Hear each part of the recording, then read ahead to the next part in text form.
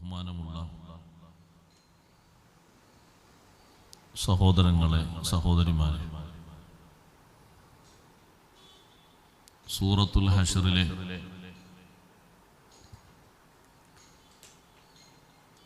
ഏറ്റവും ശ്രദ്ധേയമായ അവസാന ഭാഗത്തെ 21-ാമത്തെ ആയത്താണ് നമ്മൾ ഓതി വെച്ചത്. ലൗ അൻസൽനാ ഹാദൽ ഖുർആൻ, എല്ലാ ദിവസവും രാവിലെയും വൈകുന്നേരവും 3 പ്രാവശ്യം പിശാചിൽ നിന്ന് കാവൽ ചോദിച്ച്, അഥവാ അഊദു ബില്ലാഹി സമീഉൽ അലീം മിനശ് ശൈത്വാനിർ റജീം എന്ന് 3 തവണ ചൊല്ലി ബിസ്മില്ലാഹിർ റഹ്മാനിർ റഹീം എന്ന് ഓതി രാവിലെയും വൈകുന്നേരവും പ്രത്യേകം ഓതൽ സുന്നത്തുള്ള ഭാഗമാണ് ലൗ അൻസൽന മുതൽ താഴോട്ട്. വലിയ ഒരു കാവലാണ് ഈ 4 ആയത്തുകളും. ഈ ഒരൊറ്റ ആയത്ത് തന്നെ ഓതിയിട്ട് മുഴുവൻ പൈശാചിക കേടുകളിൽ നിന്നും കാവൽ ചോദിച്ച, കാവൽ ലഭിച്ച കുറെ മഹാന്മാരുണ്ട്, സ്വഹാബിമാരുണ്ട്. ഇൻഷാ അല്ലാഹ് ഞാൻ അർത്ഥം പറഞ്ഞതിന് ശേഷം, വിഷയം പറഞ്ഞ ശേഷം അവസാനം അത് പറയാം.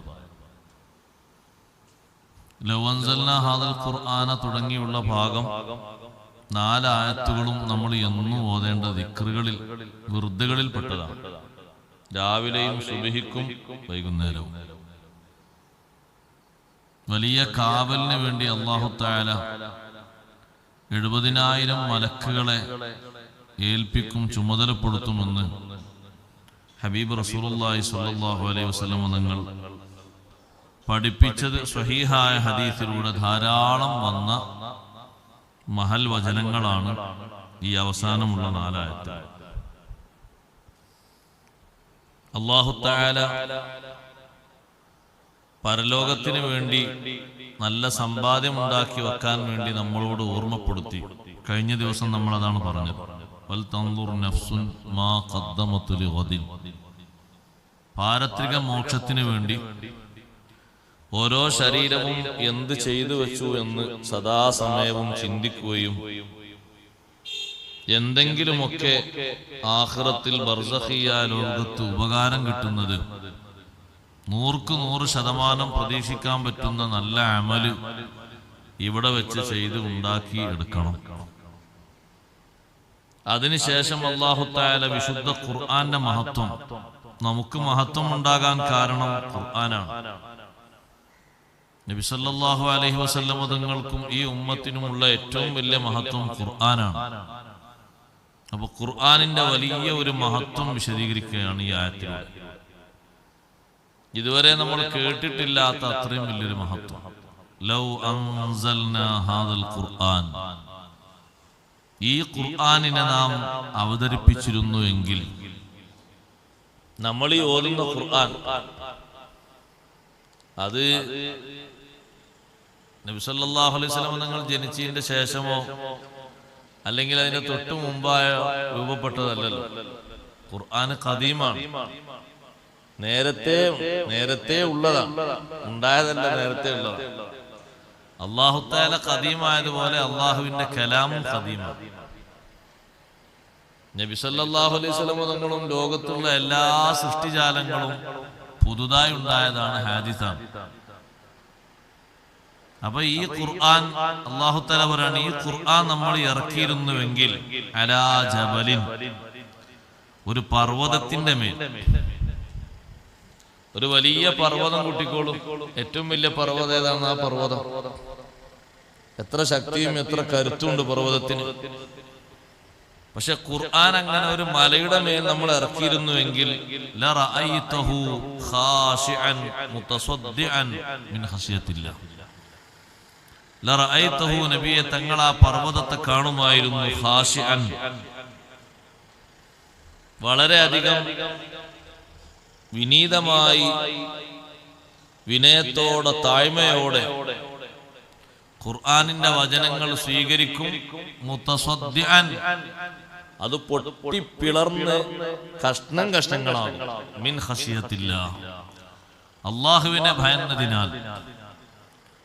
ഈ വിശുദ്ധ ഖുർആനിന്റെ വചനങ്ങൾ സ്വീകരിക്കാനുള്ള കഴിവും ശേഷിയും പർവ്വതങ്ങൾക്ക് കൊടുത്തിട്ട്, മനുഷ്യനിത് സ്വീകരിക്കാൻ അല്ലാഹു ബുദ്ധി തന്നു, അതിനുള്ള എല്ലാവിധ ശേഷിയും തന്നു.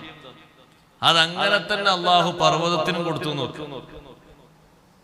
എന്നാലും പർവ്വതത്തിനത് സ്വീകരിക്കുമ്പോഴുള്ള അവസ്ഥയാണ്, ഈ വിശുദ്ധ ഖുർആൻ, ഇത്രയും വലിയ മഹത്വമുള്ള ഖുർആൻ ഒരു മലയുടെ മേലാണ് ഇറക്കിയിരുന്നെങ്കിൽ അത് ഏറ്റെടുക്കാനും വഹിക്കാനും ഉള്ള കഴിവ് ഇത്രയും കാണുന്ന ഉറപ്പുള്ള പർവ്വതങ്ങൾക്കില്ല. പൊട്ടിപ്പിളർന്നു പോകും. അള്ളാഹുവിനെ ഭയന്നതിനാൽ, ഖശിയത്തില്ല, അള്ളാഹുവിനെ ഭയന്നതിനാൽ. അപ്പൊ അല്ലാഹു തആല നമ്മളോട് പറയുന്നത്, എല്ലാവിധ കഴിവും ശേഷിയും തന്നിട്ട് ഇത്രയും വലിയ കരുത്തുള്ള, ഇത്രയും വലിയ ഉറപ്പുള്ള പർവ്വതങ്ങൾക്ക് നിങ്ങൾക്ക് നൽകിയ ബുദ്ധിയും ശേഷിയും കൊടുത്ത് ഈ ഖുർആൻ അവരിലേക്കാണ് കൊടുത്തിരുന്നുവെങ്കിൽ, ആ പർവ്വതങ്ങളിലേക്ക് കൊടുത്തിരുന്നുവെങ്കിൽ സ്വീകരിക്കാനുള്ള വലിയ പേടി കൊണ്ട് അത് പൊട്ടിപ്പിളർന്നു. എങ്കിൽ മനുഷ്യന്മാരെ, നിങ്ങളുടെ കൽബിന് നമ്മൾ എത്ര ഉറപ്പ് തന്നിട്ടുണ്ട്. ഈ ഖുർആന് വഹിച്ച്, ഈ ഖുർആന് കേട്ട്, ഈ ഖുർആന് പഠിച്ച് നിങ്ങളെ കൽബെന്താ ഒന്നും മയപ്പെട്ട് വരാത്തത് എന്നാണ് അള്ളാഹു ചോദിക്കുന്നത്. ഈ ഉദാഹരണത്തിന്റെ, ഈ ഉപമയുടെ പിന്നിലുള്ള ഒരു വാണിംഗ്, നമ്മളോടൊക്കെ ചെയ്യുന്ന ഒരു താക്കീത്, ഒരു ഗൗരവമുള്ള അഭ്യർത്ഥന അതാണ്. കാരണം എത്രയും വലിയ കട്ടിയും കനവുള്ളതാണ്, നമ്മൾ കാണുന്നതിൽ വലിയ ഉറപ്പുള്ളതാണ് ഈ പർവ്വതം. അല്ലാഹു തആല ഭൂമിയുടെ ഇളക്കം നിർത്തിവെച്ചത് തന്നെ പർവ്വതങ്ങളെ പഠിച്ചിട്ടാണ്. ഭൂമി ആദ്യം ഇങ്ങനെ ഇളകുന്ന ഒരു സ്വഭാവം, പർവ്വതങ്ങളെ അല്ലാഹു സ്ഥാപിച്ചപ്പോഴാണ് ഭൂമി ഉറച്ചത്. ഫതഅജ്ജബത്തിൽ മലായികത്തു, മലക്കുകൾ അത്ഭുതപ്പെട്ടു. ഈ പർവ്വതങ്ങൾ അങ്ങോട്ട് 4 ഭാഗത്തും ആണിയായിട്ടപ്പോ ഭൂമി അവിടെ നിർത്തുന്നു. അപ്പൊ സത്യത്തിൽ ഭൂമിയുടെ ആണിക്കല്ലായാണ് ഈ പർവ്വതം. ആ കരുത്തുള്ള പർവ്വതങ്ങൾക്ക് അല്ലാഹു തആല പർവ്വതത്തിന്റെ മേൽ ഈ ഖുർആൻ അവതരിപ്പിച്ചിരുന്നുവെങ്കിൽ പർവ്വതത്തിന്റെ സ്വഭാവം എങ്ങനെ ആയിരിക്കും എന്ന് പറഞ്ഞാൽ, ആ പർവ്വതത്തിന് ഖുർആൻ ഉൾക്കൊള്ളാനുള്ള ബുദ്ധിയും ശേഷിയും കഴിവും ഒക്കെ കൊടുത്തിരുന്നുവെങ്കിൽ അത് പേടിച്ച് അള്ളാഹുവിനെ ഭയന്ന് പൊട്ടിപ്പിളരും. അതാണ് ഈ ആയത്ത് പറഞ്ഞിട്ട്, ഈ വിഷയം പറഞ്ഞിട്ട് ഇബ്നു കസീർ ചോദിക്കുന്നത്, ഫകൈഫ യലീഖു ബികും അയ്യുഹൽ ബശർ, മനുഷ്യന്മാരെ നിങ്ങൾക്ക് എങ്ങനെ യോജിക്കും, അലാ തലീന ഖുലൂബുകും വതഖ്ശഅ വതതസദ്ദഉ മിൻ ഖശിയത്തില്ലാഹ്, അള്ളാഹുവിനെ ഭയന്ന് നിങ്ങളുടെ മനസ്സ് പേടിച്ച് വറക്കണല്ലോ. ശരിക്കും ആ മനസ്സ് ലോലമാകണം. അള്ളാഹുവിനെ ഭയന്ന് മനസ്സിന്റെ കട്ടിയൊക്കെ കുറയണം. നിങ്ങളാണെങ്കിൽ ഖുർആനിലെ അർത്ഥങ്ങൾ ചിന്തിക്കുന്നു, ഖുർആനിന്റെ കൽപ്പനകൾ കേൾക്കുന്നു, മനസ്സിലാകുന്നു. എന്നിട്ടും എന്താണ് മനസ്സിന്റെ കട്ടി മാറാത്തത് എന്നാ ചോദ്യം. ഇത്രയും കട്ടിയുള്ള പർവ്വതത്തിനെങ്ങാനും ഈ ഖുർആൻ അവതരിപ്പിച്ചിരുന്നുവെങ്കിൽ നമ്മളോടൊന്ന് സങ്കല്പിക്കാൻ പറയാം. ഈ ഖുർആനിന്റെ വഅദും വഈദും, അതിന്റെ വാഗ്ദാനങ്ങളും താക്കീതുകളും കേട്ട്, നല്ല കെട്ടുറപ്പുള്ള താക്കീതുകൾ, ഒന്നിനും സംശയമില്ലല്ലോ. അള്ളാഹു തരുന്ന താക്കീതിലും വാഗ്ദാനവും രണ്ടും നടക്കുന്നതാണ്. എന്നിട്ട് അത് ചിന്തിക്കാൻ കഴിയാതെ, അത് ഓർക്കാൻ കഴിയാതെ പർവ്വതങ്ങളൊക്കെ പൊട്ടി പിളർന്ന് പല ഭാഗങ്ങളിലേക്ക് കഷ്ണം കഷ്ണമായിട്ട് മാറുമായിരുന്നു. അല്ലാഹു തആല പറയാണ്, എന്താണ് എന്നിട്ട് മനുഷ്യന്മാരെ ഖൽബ് ഈ ഖുർആൻ ഈ വിധം ഇങ്ങനെ കേട്ടിട്ടു, ഈ രൂപത്തിൽ അല്ലാഹു തആല ഖുർആനെ അവതരിപ്പിച്ചിട്ടു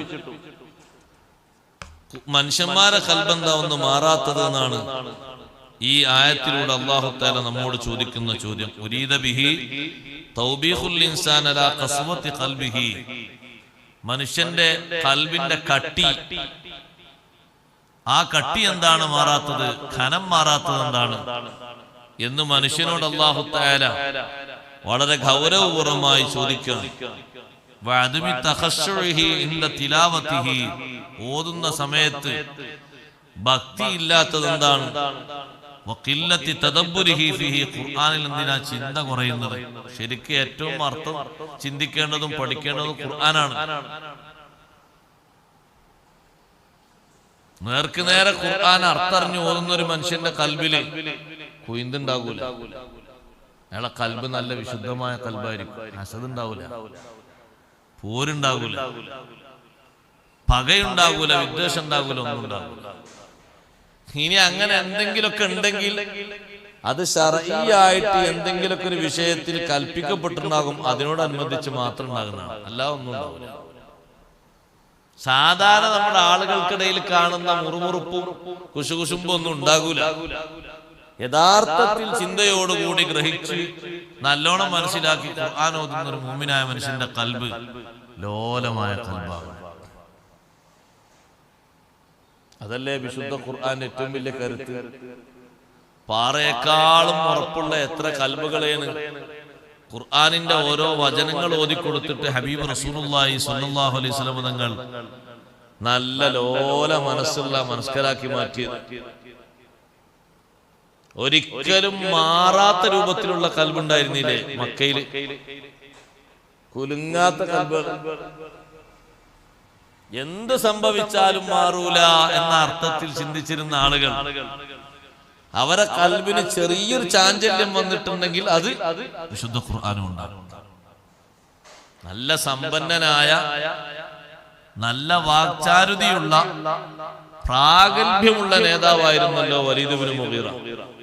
ആ വലീദിന്റെ മനസ്സ് ഒരു നേരം ഇളകിയിട്ടുണ്ടെങ്കിൽ അതൊരു ബോംബൊട്ടിയിട്ടല്ല, അള്ളാഹുവിന്റെ ഖുർആനിന്റെ വചനങ്ങൾ കേട്ടിട്ട് കുറച്ചെങ്കിലും ഒന്ന് ഇളകിയത്. അയാൾ നിന്ന് തരിച്ചുപോയി കേട്ടിട്ട്. അപ്പൊ പിന്നെ അയാൾ കേട്ടിട്ട് എങ്ങനെ ആയെങ്കിൽ വിശ്വസിച്ച് ഓതുന്ന നമ്മളെ കൽബ്, അതവിടെ ഉദ്ദേശം. അത് ഏത് വിധം പാകപ്പെടണം, അള്ളാഹു ഖുർആൻ കൊണ്ട് നമ്മുടെ കൽബ് നന്നാക്കി തരട്ടെ. ഖുർആൻ ശരിയാവണ്ണം ഓതുന്ന ഒരു മനുഷ്യൻ അർത്ഥം അറിയാതെ ഓതിയാലും കൂലുണ്ട് എന്നല്ലേ, അതും നമ്മുടെ കൽബിനെ സ്വാധീനിക്കണമല്ലോ.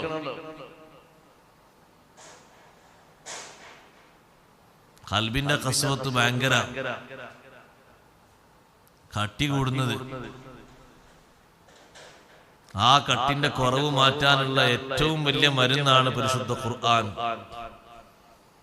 കൽബിന് ബാധിക്കുന്ന, മനസ്സിന് ബാധിക്കുന്ന കീടം മാറ്റാൻ നബി സല്ലല്ലാഹു അലൈഹി വസല്ലം നിങ്ങൾ സ്വഹാബത്തിനോട് കൽബിന് കേട് വരുന്നത് ഉദാഹരിച്ചത് ഇന്നൽ ഖുലൂബ തസ്ദഉ കമാ യസ്ദഉൽ ഹദീദു എന്നാണ്.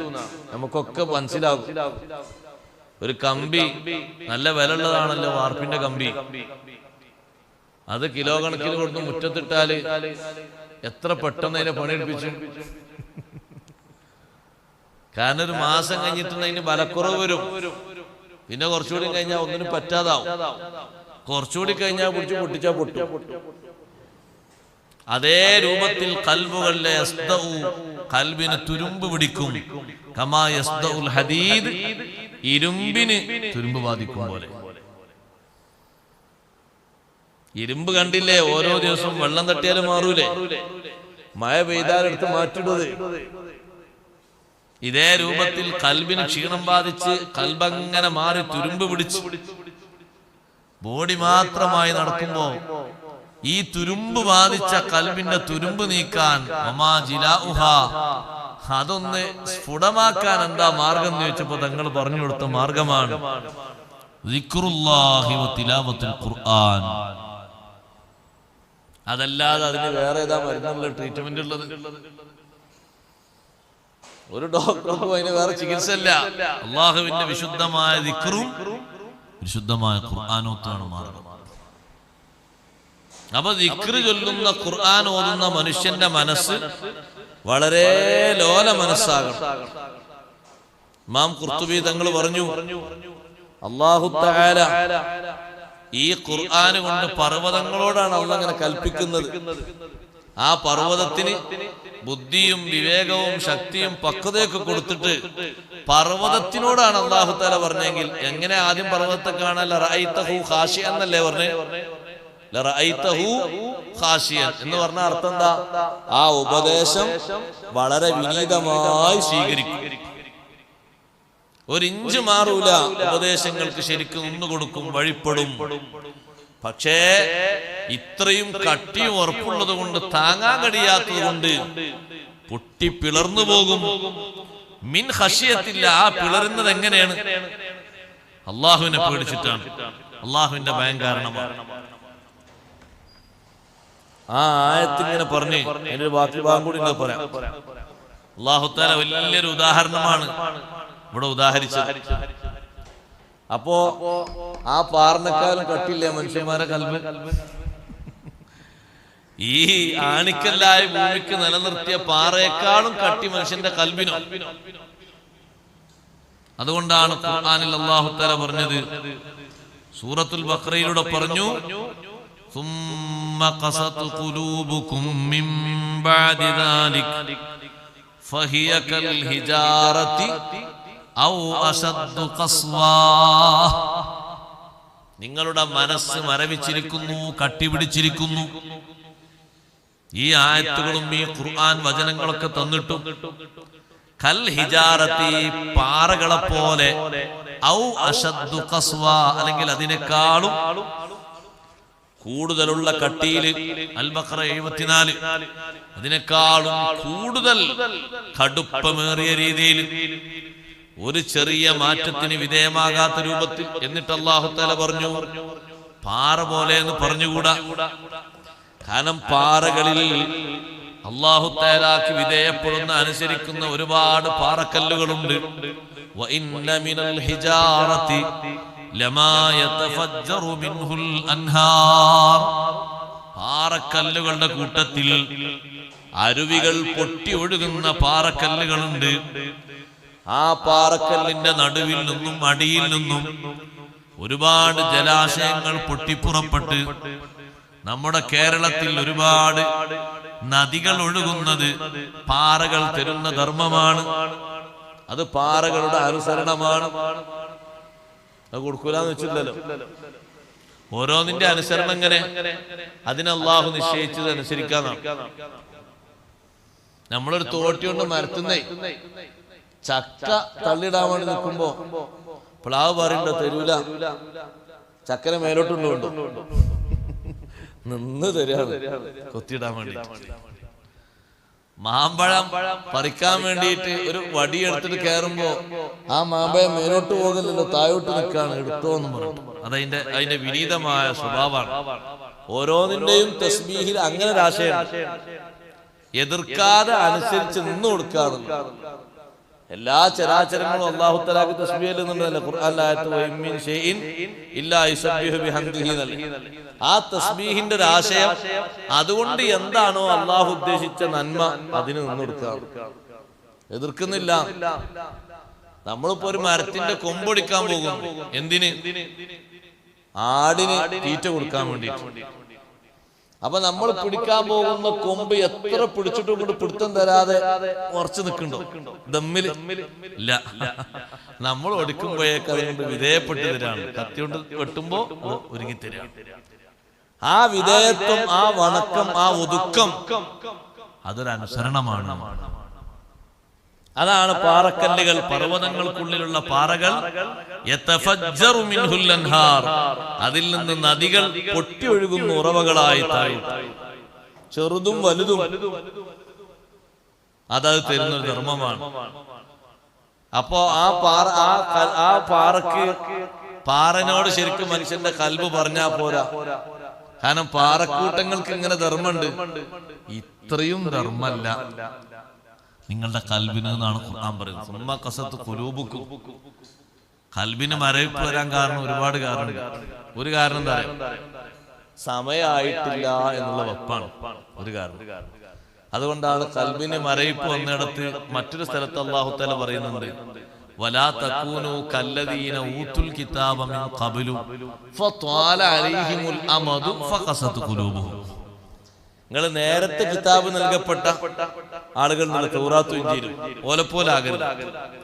അവർക്ക് സമയം കുറെ ഉണ്ട് എന്നുള്ളവർക്ക് അങ്ങനെ ചിന്തിച്ചു, നന്നാകാനായിട്ടില്ല, ഇതൊന്നും തുടങ്ങാൻ നേരായിട്ടില്ല, അങ്ങനെ അങ്ങോട്ട് ചിന്തിച്ച് ചിന്തിച്ച് അങ്ങനെ നീണ്ടുപോയപ്പോ ഫഖസത് ഖുലൂബുഹും, ഖൽബ് മരവിച്ചു. നന്നാകാനൊക്കെ എത്രയോ ടൈം ആയിട്ടുണ്ട്, അടയാളങ്ങളും വന്നിട്ടുണ്ട്, കൺമുന്നിൽ തന്നെ അടയാളം വന്നിട്ടുണ്ട്, പക്ഷെ മാറ്റം കിട്ടിയിട്ടില്ല. ബഹുമാനപ്പെട്ട ദാവൂദ് നബി അലൈഹിസ്സലാമിന്റെ അടുത്ത് അസ്രായിൽ അലൈഹിസ്സലാം വന്നല്ലോ. എന്തിനാ വന്നു വെച്ചു? നിങ്ങളെ റൂഹ് പിടിക്കാനാ വന്നതാണ്. അപ്പൊ ദാവൂദ് നബി ചോദിച്ചു, നേരത്തെ ഒരു മുന്നറിയിപ്പില്ലാതെ വേണ്ട വന്നിക്കണോ? നമുക്കാ ചോദിച്ചാൻ പറ്റൂല്ലോ. നമ്മളാരാ? ദാവൂദ് നബി അലൈഹി സ്വലാം ചോദിക്കാണ്, ഒരു മുന്നറിയിപ്പില്ലാതെ വരിക? അവരമ്പിയാക്കളല്ലേ, അമ്പിയാക്കൾക്ക് കീഴ്പ്പെടുന്നവരാണല്ലോ ലോകത്തെല്ലാം. കീഴ്പ്പെടാത്തവരാരാ? നമ്മള് സാധാ മനുഷ്യന്മാരിൽ സാധാരണക്കാരല്ലേ.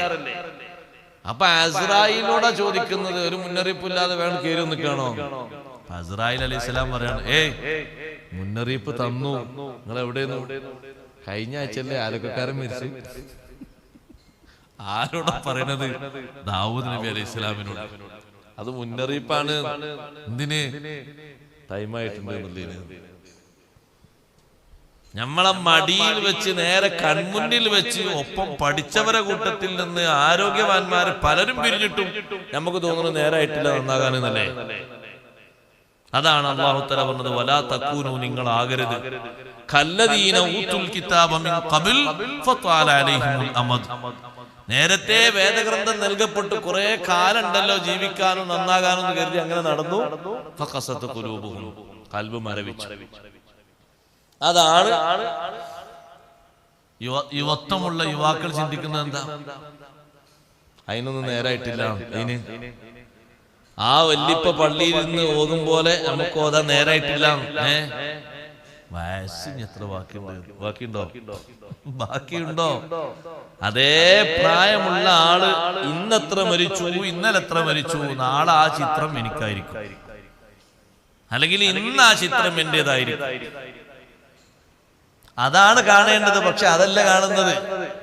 സുബഹി നിസ്കരിച്ച് 60 വയസ്സുള്ള വാപ്പ തസ്ബീഹ്മാലയും പിടിച്ച് ദിക്ർ ചൊല്ലുമ്പോ 25കാരനായ മോൻ ചിന്തിക്കുന്നത്, വാപ്പ അങ്ങനെ ദിക്ർ ചൊല്ലണം, വാപ്പാക്ക് ടൈം ആയിക്കണം, എനിക്കെന്റെ ടൈം ആയിട്ടില്ല, ആകുമ്പോ ഞാൻ അങ്ങനെ ചൊല്ലും. ഇതാണ് മരവിപ്പിന്റെ ഒരു കാരണം. ഇതന്നെ പ്രധാനപ്പെട്ട കാരണം.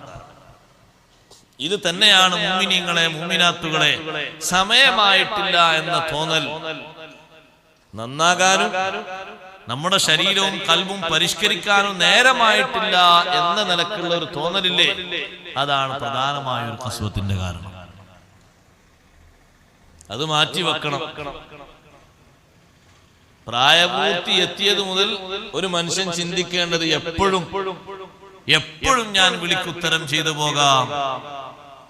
അതുകൊണ്ട് എനിക്ക് കിട്ടുന്ന പ്രായപൂർത്തിയിൽ 1 കൊല്ലമാണെങ്കിലും ആ കൊല്ലം മുതലാകണം, 2 ആണെങ്കിലും മുതലാകണം, 10 ആണെങ്കിലും 20 ആണെങ്കിലും യൗവനം മുഴുവൻ കിട്ടിയാലും എനിക്കത് ലാഭമാകണം, എന്റെ ശരീരത്തിന്, എന്റെ ഖൽബിന്. അതിലേക്കാണ് നമ്മൾ മക്കളെ ക്ഷണിക്കേണ്ടത്. എന്റെ ശബ്ദം ശ്രവിക്കുന്ന മുഴുവൻ ആളുകളോടും പറയട്ടെ, ആ ഒരവസ്ഥയിലേക്കാണ് നമ്മൾ മക്കളെ പാകപ്പെടുത്തേണ്ടത്. രാവിലെ ഒരുമിച്ച് കുടുംബങ്ങളെ മൊത്തം ആ വിഷയത്തിലേക്ക് തയ്യാറാക്കുക. ഹബീബ് റസൂലുള്ളാഹി സ്വല്ലല്ലാഹു അലൈഹി വസല്ലം തങ്ങളുടെ കൂടെ ജീവിച്ചവരാണ് ഉമ്മഹാത്തുൽ മുഅ്മിനീൻ, അല്ലേ? അതിൽ സ്വർഗത്തിലെ നേതാവാണ് ബഹുമാനപ്പെട്ട ഫാത്തിമ റളിയല്ലാഹു അൻഹ. ഫാത്തിമ ബീവിയോടും മറ്റു എല്ലാ ഭാര്യമാരോടും തങ്ങളുടെ നിർദ്ദേശം, അൻഖിദി നഫ്സകി മിനന്നാർ. ഫാത്തിമ, നിങ്ങളെ ശരീരം നരകത്തിൽ നിന്ന് നിങ്ങൾ രക്ഷപ്പെടുത്തണം. ആ ഹദീസ് കേട്ടിട്ടാണ് ഉമ്മഹാത്തുൽ മുഅ്മിനീങ്ങൾ മൊത്തം കരഞ്ഞുപോയത്. ഓരോരുത്തരും വിളിച്ചും പറഞ്ഞു, നിന്റെ ശരീരം നീ രക്ഷപ്പെടുത്തണം, നിന്റെ ശരീരം നീ രക്ഷപ്പെടുത്തണം നരകത്തിൽ നിന്ന്. ഇവർക്ക് ആ കൂടെ ജീവിച്ചു എന്നുള്ളത് തന്നെ ഏറ്റവും വലുതല്ലേ. എന്ന് പറഞ്ഞാൽ ഞാൻ കൂടെയുണ്ട് എന്നത് കരുതി മാത്രം നിങ്ങൾ ഇരിക്കരുത്. ആരോട്? ഉമ്മഹാത്തുൽ മുഅ്മിനീങ്ങളോട്, ലോകത്ത് തുല്യതയില്ലാത്ത വനിതകളോട്, നമ്മുടെ പെൺമക്കളോടും മക്കളോടും ബാപ്പയും ഉമ്മയും പറയണം, മക്കളെ ബാപ്പയും ഉമ്മയും കുറെ അമല് ചെയ്യുന്നു എന്ന് കരുതിയിട്ട് നിങ്ങൾ വെറുതെ ഇരിക്കരുത്. നിങ്ങളെ സ്വർഗം നിങ്ങൾ റിസർവ് ചെയ്യണം. നിങ്ങളെ നരകത്തിൽ നിന്ന് നിങ്ങളെ പേര് നിങ്ങൾ വെട്ടിമാറ്റണം. അതിന് നിങ്ങൾ അധ്വാനിക്കണം. ബാപ്പ അങ്ങനെയാണ്, വല്യാപ്പ അങ്ങനെയാണ് എന്ന് കരുതിയിരിക്കരുത്. നിങ്ങൾ നിസ്കരിക്കണം, നിങ്ങൾ ചെയ്യേണ്ടത് ചെയ്യണം, നിങ്ങളെ ഖൽബിനെ നിങ്ങൾ നന്നാക്കണം. അതിനു വേണ്ടി നല്ല പണിയൊക്കെ നിങ്ങൾ എടുക്കണം എന്ന് അവരോട് പറയണം. കല്ലിന്റെ കൂട്ടത്തിൽ ഇനിയും ധർമ്മമുണ്ട്. വഇന്ന മിൻഹാ ലമാ യശഖഖു ഫയഖ്റുജു മിൻഹുൽ മാ. കല്ലിന്റെ കൂട്ടത്തിൽ, പാറക്കല്ലുകളുടെ കൂട്ടത്തിൽ പിളർന്നു വന്ന് വെള്ളം പുറത്തേക്ക് അങ്ങനെ തരുന്നതുമുണ്ട്. കിണറിലെ പാറകളെ പോലെ ഒരു ഉറവ, നീരുറവ അങ്ങനെ വരുന്നു, പൊട്ടിയൊഴുകുന്നു, ഇന്നും വെള്ളം കുടിക്കുന്നു, എന്നും അത് ധർമ്മം തരുന്നു. പാറയുടെ ഉള്ളിൽ നിന്ന്, നീണ്ട പാറയിലാണല്ലോ കിണർ കുഴിക്കുന്നത്, കോയൽ കിണർ. അങ്ങനെ 20, 40, 50 മീറ്ററിലുള്ള ആ പാറയിൽ നിന്ന് ഫയഖ്റുജു മിൻഹുൽ മാ, നേരത്തെ പറഞ്ഞ രൂപത്തിൽ നദികൾ ഒഴുകുന്നില്ലെങ്കിലും കുടിക്കാനും കുളിക്കാനും കൃഷിക്കും യഥേഷ്ടം വെള്ളം ലഭിക്കുന്നു. അതും പാറക്കല്ലുകളുടെ കൂട്ടത്തിൽ ചില പാറകളുടെ ധർമ്മമാണ്. ഇനിയുമുണ്ട്. വഇന്ന മിൻഹാ ലമാ യഹ്ബിതു മിൻ ഖശിയത്തില്ലാഹ്. പാറകളുടെ കൂട്ടത്തിൽ ഉരുണ്ടുരുണ്ട് വരുന്ന പാറകളുണ്ട്. അത് താഴത്തിൽ പൊട്ടാണ്. നമ്മളെന്ത് പറയും? ഉരുൾപൊട്ടൽ. എന്താ ഉരുണ്ട് വരാൻ കാരണം? എന്താ പൊട്ടാൻ കാരണം? മിൻ ഖശിയത്തില്ലാഹ്. ഇവിടെയും പറഞ്ഞ മിൻ ഖശിയത്തില്ലാന്നല്ലേ? ഈ ആയത്തിൽ വഞ്ചനന്റെ അവസാനം പറഞ്ഞ മിൻ ഖശിയത്തില്ലാന്നല്ലേ? അള്ളാഹുവിനെ ഭയന്നിട്ട് നമ്മളതിന് അവിടെ ആ മലയിൽ ഉരുൾപൊട്ടലുണ്ടായി. ആ മലയിൽ അങ്ങനെ സംഭവിച്ചു, അങ്ങനെ സംഭവിച്ചു. എന്തേ അങ്ങനെ സംഭവിക്കാനുള്ള കാരണം ആരെങ്കിലും അന്വേഷിച്ചു? ഒരു കമ്മീഷൻ നിശ്ചയിച്ചില്ലല്ലോ. കൊറേ നടന്നല്ലോ നമ്മുടെ നാട്ടിൽ. നമ്മളെവിടെയും കണ്ടില്ല. നിങ്ങളെവിടെ വായിച്ചോ? എന്തുകൊണ്ട് അവിടെ ഉരുൾപൊട്ടൽ നടന്നു? വിദഗ്ധമായി അന്വേഷിക്കാൻ ഒരു കേന്ദ്ര സേനയെ നിയോഗിച്ചു. വേറെ എന്തിനെല്ലാം ആളുകൾ അന്വേഷണത്തിന് കമ്മീഷൻ നിശ്ചയിക്കുന്നുണ്ട് അല്ലേ? ഇതൊന്നും വേണ്ടല്ലേ? അത് അങ്ങനെ അന്വേഷിച്ചു പോയാൽ മറുപടി ഖുർആനിൽ ഉണ്ട്. മിൻ ഖശിയത്തില്ലാഹ്, അല്ലാഹുവിനെ ഭയന്നിട്ടാണ്. അല്ലാഹു തആല മനുഷ്യന്മാർക്ക് കാണിക്കാൻ നമുക്ക്, നിങ്ങൾ പേടിക്കില്ലേ? ഈ പാറക്കല്ലുകൾക്ക് നിങ്ങളെക്കാളും പേടി. ഒരുപക്ഷെ ഇതിനടിയിൽ അല്ലെങ്കിൽ അതിന്റെ അപ്പുറത്ത് അല്ലെങ്കിൽ അതിന്റെ പരിസരത്ത് ജീവിക്കുന്ന ആളുകളുടെ അനാശാസ്യ പ്രവർത്തനങ്ങൾ പേടിച്ചിട്ട് വല്ല അദാബും വരുമെന്ന് കരുതിയിട്ട് ഇവരാണ് പൊട്ടാണ്. അവര് പൊട്ടുമ്പോ പിന്നെ കുറെ കുടുംബം കാലിയാകും, കുറെ കൃഷിനാശം വരും. അതിന് കുറെ ആളുകൾ തെരച്ചിൽ നടത്തും, കുറെ സുരക്ഷാ സംവിധാനങ്ങളൊക്കെ നടക്കും. പക്ഷെ അത് ഉരുണ്ടുരുണ്ട് വന്ന് പൊട്ടിയത്, താഴെ എത്തിയിട്ട് സ്ഫോടനം ഉണ്ടാക്കിയത് മിൻ ഖശിയത്തില്ലാഹ്, അല്ലാഹുവിനെ ഭയന്നിട്ട്. അപ്പൊ പാറ പോലെ ഉറച്ചതാന്ന് പറഞ്ഞാൽ പോരാ. കാരണം പാറകൾക്ക് ഇങ്ങനൊക്കെ ധർമ്മമുണ്ട്. അതിനേക്കാളും കട്ടിയാണ് എന്ന് പറഞ്ഞാണ് അല്ലാഹു തആല ഒരു ഭാഗം ഇങ്ങനെ എടുത്ത് പറയുന്നത്. ഖൽബിന്റെ ഖസ്വത്ത് അല്ലാഹു നീക്കി തരട്ടെ. ഖൽബിന്റെ ഖസ്വത്ത് നീങ്ങാൻ വേറൊരു മാർഗം നബി സല്ലല്ലാഹു അലൈഹി വസല്ലം നിർദ്ദേശിച്ചു. ഒരുപാട് മാർഗങ്ങളുണ്ട്. എല്ലാ മാർഗങ്ങളും മുഅ്മിൻ പ്രയോഗിക്കണം. വേറെ ഒരു മാർഗം, ലാ തുക്ഫിറുൽ കലാമ ബിഗൈരി ദിക്രില്ലാഹ്, അല്ലാഹു തആല പൊരുത്തപ്പെടുന്ന വിഷയത്തിലല്ലാതെ സംസാരം പെരുപ്പിക്കരുത്.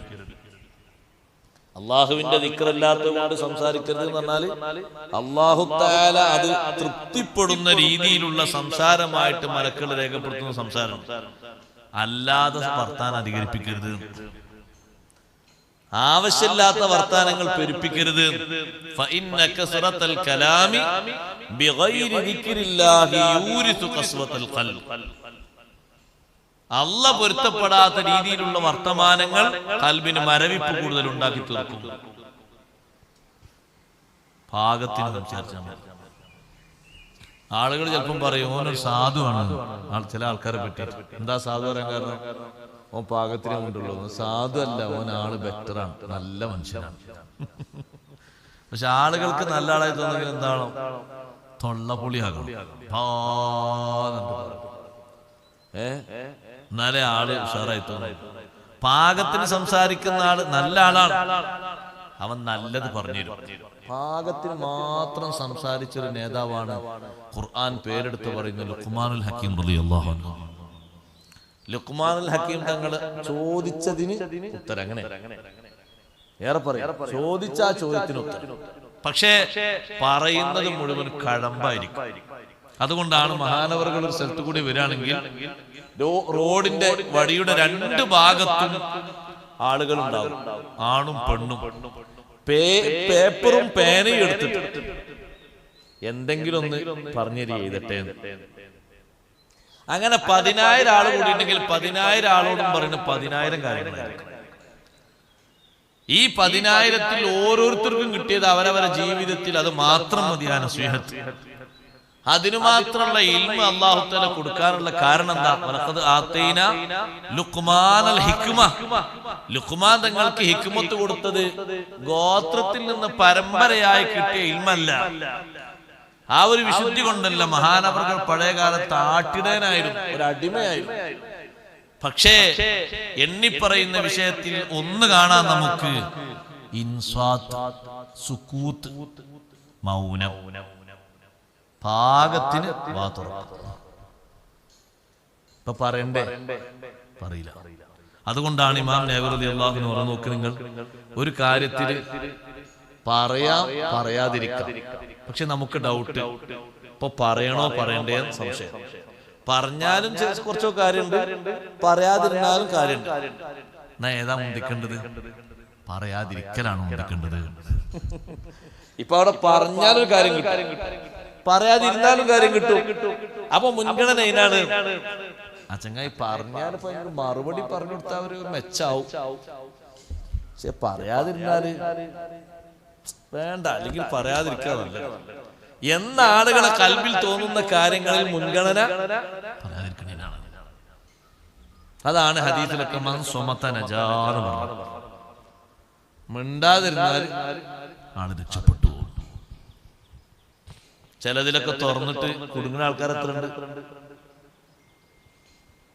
അപ്പൊ കൽബിന്റെ കസുവത്ത് വരുന്ന പ്രധാനപ്പെട്ട ഒരു കാര്യം, ചിലരങ്ങനെ വർത്തമാനം പറഞ്ഞിന്ന് പഠിച്ചവനെ പോലെ കാണുമ്പോ അജബാണ് നമുക്കൊക്കെ. 12-1 മണി ഏറ്റവും ഒരു വർത്തമാനത്തിന് യാതൊരു ചേഞ്ചില്ലോ അങ്ങനെ പറയണം. ഞാൻ അങ്ങനെ ചിലപ്പോ ആലോചിക്കും, എന്താ അവരിങ്ങനെ പറയുന്നത്, മേറ്റർ തീരുന്നില്ലല്ലോ. അങ്ങനെ രാത്രിക്കാവുമ്പോ ഒരു കട്ടൻ ചായ കുടിച്ച് പിന്നെയൊരു പറയുന്നത്, പിന്നെയൊരു പറയണം. ലാസ്റ്റ് 3 മണിയായി നിലനിൽക്ക് നമ്മൾ പോവുക. എല്ലാരും പോയല്ലോ, എല്ലാരും പോയതല്ല, അങ്ങാടിയിൽ കാവൽക്കാരായി നടന്നിരുന്ന, അങ്ങാടിയിലെ വേസ്റ്റ് ഒക്കെ പെറുക്കി അതൊക്കെ ഒരു ഭാഗത്തെ കൊണ്ടുപോയിട്ട് അല്ലെങ്കിൽ ഭക്ഷിച്ചു കഴിഞ്ഞിരുന്ന, അങ്ങാടിയുടെയും പരിസരങ്ങളിൽ കാവൽക്കാരായിരുന്ന നായകൾ വരെ ഉറങ്ങി. ഒരു ചെറിയ ഉറക്കം. ഇനി നമ്മൾ സംസാരിക്കണം മോശമില്ല, നമ്മൾ പോവുക ലാസ്റ്റ് ഘട്ടത്തിൽ. അപ്പൊ ഇവര് തുടങ്ങി 9 മണിക്ക് തുടങ്ങി. എന്താണ് ഈ പറയുന്നത്? എന്നാ പിറ്റേന്നുണ്ട്, അങ്ങനെയാണ്. അപ്പൊ എന്താണ് ഈ പറയണതൊക്കെ? അല്ലെ പറയാൻ മാത്രമല്ല മേറ്റർ. ഇപ്പൊ ലുക്മാന്തങ്ങളെ ഹിക്മത്തൊന്നും ഇല്ലല്ലോ ആൾക്കാർക്ക് പറയാൻ. ഹിക്മത്തുള്ള ആളുകളാണെങ്കിൽ അങ്ങനെ പടപട പറയില്ലല്ലോ. അപ്പൊ കൽബിന്റെ കസവത്തിന് അതൊരു കാരണമാണ്. മറ്റൊരു കാരണം സഹോദരങ്ങളെ, അമിതമായ ഭക്ഷണമാണ് കൽബിന്റെ കസവത്തിന് വേറൊരു കാരണം. ഇന്ന് നമ്മുടെ സമൂഹത്തിൽ അതുണ്ട്, ഇഷ്ടം പോലെ ഭക്ഷിക്കുകയാണ്. ആഫാത്തു ശിബഇൻ സിഖലു ജിസ്മിൻ ഖസ്വത്തുൽ ഖൽബിൽ ലിസാലതു ഫിത്നതൻ മുതമൽമിലാ. വയറ് നടക്കുന്നതിന്റെ ആഫത്തുകൾ സൈനുദ്ദീൻ മഖ്ദൂം തങ്ങൾ എണ്ണിയപ്പോ മഹാനവറുകൾ പ്രധാനമായും പറഞ്ഞ ഒന്നാണ് ഖസ്വത്തുൽ ഖൽബ്, ഖൽബിന് മരവിപ്പ്. അവിടെ ലിമിറ്റ് ചെയ്യണം. അങ്ങനെ മരവിപ്പ് വന്നിട്ടാണ് എല്ലാ വിഷയങ്ങൾക്കും സൗന്ദര്യം കുറയണത്. അല്ലേ? ആളുകൾ നോമ്പ് എന്നുള്ള മഹത്വം മനസ്സിലാക്കി, തറാവീഹ് എന്നുള്ള മഹത്വം മനസ്സിലാക്കിയിട്ട് നല്ല ഇഖ്ലാസോടെ നിസ്കരിക്കണമെങ്കിൽ ഫുള്ളാക്കിയാൽ കഴിയൂല കേട്ടോ. ഒരാൾക്ക് ഫുള്ളാകുന്ന ആള് 4 റക്അത്ത് കഴിയുമ്പോഴത്തിന് ക്ഷീണിക്കും. 8 ആകുമ്പോ അയാൾ ചിലപ്പം ചിന്തിക്കും, സംഗതി ചിലരൊക്കെ 8 എന്ന് പറയുന്നുണ്ടല്ലോ, അതുപോലെ 8 നിർത്തിയാണ് നല്ല സുഖം. എന്താണ് ഈ ഒരു മനസ്സ് വരാനുള്ള കാരണം? എന്താ? മറ്റേത് ഫുള്ളാക്കുന്നതിൽ ഏറ്റവും ഷർറായ പാത്രമാണ് പള്ള എന്ന പാത്രം. അത് പാകത്തിനെ ആക്കാം. എന്നാ പിന്നെ ഈ 30 ദിവസത്തെ സുബഹിയും സുബഹിന്റെ ജമാഅത്തും ഒന്ന് ആലോചിച്ച് നോക്കി, എത്ര മഹത്തുള്ളതാണ്. എന്നാ അതിലും തൗഫീഖില്ലാത്ത മഹാന്മാരാണ്. കാരണം ആ ടൈമിൽ ഫുള്ളായിട്ട് ഓലിങ്ങനെ ബാങ്ക് കൊടുക്കാറ് 10ന്റെ കൂടെ ഇങ്ങനെ ഇരുന്ന് നോക്കി ആ കസേരയിൽ ഇങ്ങനെ ഓല തല ഒരു ഭാഗത്ത് ഇങ്ങോട്ട് വിട്ടു, മറ്റും അങ്ങോട്ട് വിട്ടു. ഉറക്ക് വന്നിട്ട് ഇന്ന് പേതാൽ പള്ളിക്ക് പോകാനാവും. ബാങ്ക് കൊടുത്തോ ഇവിടെ തന്നെ പറഞ്ഞു. ആ നിസ്കാരത്തിലും ആ സാധു ഉറങ്ങുകയാണ്. ആ നിസ്കാരത്തിലും അങ്ങനെ ഒരു ഉറക്കിലേക്ക് നമ്മുടെ ശരീരത്തെ പിടിച്ച് വലിപ്പിച്ചിട്ടത് ഇതാണ് ശിബാൻ, നിറവ്. അതുകൊണ്ട് അത് പാകപ്പെടുത്തണം. ഗസാലി ഇമാം റളിയല്ലാഹു അൻഹു കുട്ടികളുടെ മനസ്സ് ശുദ്ധീകരിക്കുന്നതിന്, മാതാപിതാക്കൾക്ക് മക്കൾ അനുസരിക്കുന്നതിന് നിർദ്ദേശിച്ച കാര്യങ്ങൾ പറഞ്ഞെടുത്ത്, സംസ്കരണ പ്രക്രിയകൾ പറഞ്ഞെടുത്ത് മഹാനവർകൾ പറഞ്ഞു, സോഫ്റ്റായ ഭക്ഷണം കൊടുക്കാതെ പരുക്കൻ ഭക്ഷണം കൊടുക്കണം. അതുകൊണ്ടാണ് നമ്മളൊക്കെ നമ്മളെ വാപ്പാർക്കും ഇന്ന് സമൂഹത്തിൽ നമ്മൾ അനുസരിച്ചത് അല്ലേ? ചെറുപ്പത്തിലെ നിങ്ങൾക്ക് ഓർമ്മ ഉണ്ടോ? ഒന്നത്തെ നൈസ് ഫുഡ് അന്ന് ഭക്ഷിച്ച് ഇല്ല. അന്നെന്താ ഭക്ഷിച്ചെന്നൊരു പക്ഷേ വേണമെങ്കിൽ ഞാൻ പറഞ്ഞു, നമ്മൾ ചെറുപ്പത്തിലുണ്ടായിരുന്നു. എന്താ? നല്ല റൊട്ടി. ആ റൊട്ടിന്റെ പകുതി തിന്നാൽ തന്നെ ചിലപ്പം പല്ല് കടഞ്ഞിട്ടോ മറ്റൊക്കെ മതിയാക്കും, മതി അല്ലേ? അല്ലെങ്കിൽ അരിമണിയും ഗോതമ്പും വറുത്ത് പൊടിച്ച കുറച്ച് കിട്ടും. കുറച്ച് എന്ന് പറഞ്ഞാൽ എത്ര? 2 കുഞ്ഞിക്കൈയില്, തള്ളക്കൈയിലല്ല, 2 കുഞ്ഞിക്കൈയിൽ. അതും കുടിച്ചിട്ടാണ് മദ്രസ സ്കൂൾ പോകുന്നത്. എന്താ സംഗതി? പാകത്തെ ഭക്ഷണമായിരുന്നു. ഏറെ കിട്ടുമോ? ഏറെ ഒന്നും കിട്ടൂല, കിട്ടൂല. അപ്പൊ ആ രൂപത്തിൽ അനുസരണ. അന്ന് ഒരൊറ്റ വാക്ക് പറഞ്ഞാൽ, മോനെ മോളെ എന്ന് വിളിച്ചൊരു വാക്കും കൊണ്ട് പറഞ്ഞ രണ്ടാമത്തെ പറയണോ? ഇന്ന് അനുസരണക്കേട് രംഗാനന്തരങ്ങൾ. ആ പള്ള എപ്പോഴും കേസ് എന്തായാലും പറയാ, കുട്ടി ഭക്ഷണം കഴിക്കുന്നതാണ്. എത്ര കുട്ടി ഭക്ഷണം കഴിച്ചത്? കുട്ടി 7-10 ഇരുന്നു. ആ ബാപ്പിമ്മ ഉദ്ദേശം എത്ര? 15-10 ഇരുന്നില്ല എന്നുള്ളതാണ് കംപ്ലൈന്റ്. 7-10 വലിയവർക്ക് തന്നെ പാകാണ്. ആ പാകുള്ളത് കുട്ടി കഴിച്ച് കുട്ടിക്ക് ഫുള്ളായിട്ട് പുറമെ വീണ്ടും ഫുള്ളാക്കുന്നില്ല എന്നാണ് ഇപ്പൊ വരെ പരാതി ഉള്ളത്. പാകത്തിന് ആ കുട്ടി കഴിക്കില്ലേ? ആ പാകത്തിന് കഴിക്കുന്നുണ്ട്, മതിയല്ലോ. പിന്നെന്തിനാണ് ഈ പരാതി? അപ്പൊ അതുകൊണ്ടാണ് അനുസരണക്കേട് വരുന്നത്. ഫുൾ ടൈം അവരുടെ പള്ള നിറവുള്ളത് കൊണ്ട് പറഞ്ഞ കാര്യങ്ങൾ അനുസരിക്കാൻ കൽബ് സമ്മതിക്കണില്ല. പാകത്തിന് കൊടുത്താൽ മതി ഭക്ഷണം. അതൊരു ക്രൂരതയല്ല, അത് സംസ്കരണ മാർഗമാണ്, തഹ്ദീബിന്റെ മാർഗമാണ്. ഗസാലി മാമതങ്ങൾ എണ്ണിയത് കാണാം. അങ്ങനത്തെ ഭക്ഷണം കൊടുക്കണം. ഏറ്റവും സുഖലോലുപതയിൽ താമസിച്ച് വളർത്തിയ മക്കൾ ഇന്ന് അനുസരണക്കേടിൽ ഏറ്റവും മുൻപന്തിയിലാണ്. ഞാനൊരു ഉദാഹരണം നടത്തുകയാണെങ്കിൽ ആയത്തിന്റെ വിശദീകരണം നടക്കില്ല. അതായത് ചെറുപ്പം മുതൽ, കുട്ടിക്കാലം മുതൽ ഏറ്റവും എല്ലാ നിലക്കും നിങ്ങൾ നോക്കിയോളൂ, സുഖിയന്മാരായിട്ട് വളർത്തി താമസിപ്പിച്ചു കൊണ്ടുവന്നവർ വലുതായി സ്വന്തം കാല് നിൽക്കാനായപ്പോ വാപ്പാനിമാരും തട്ടി.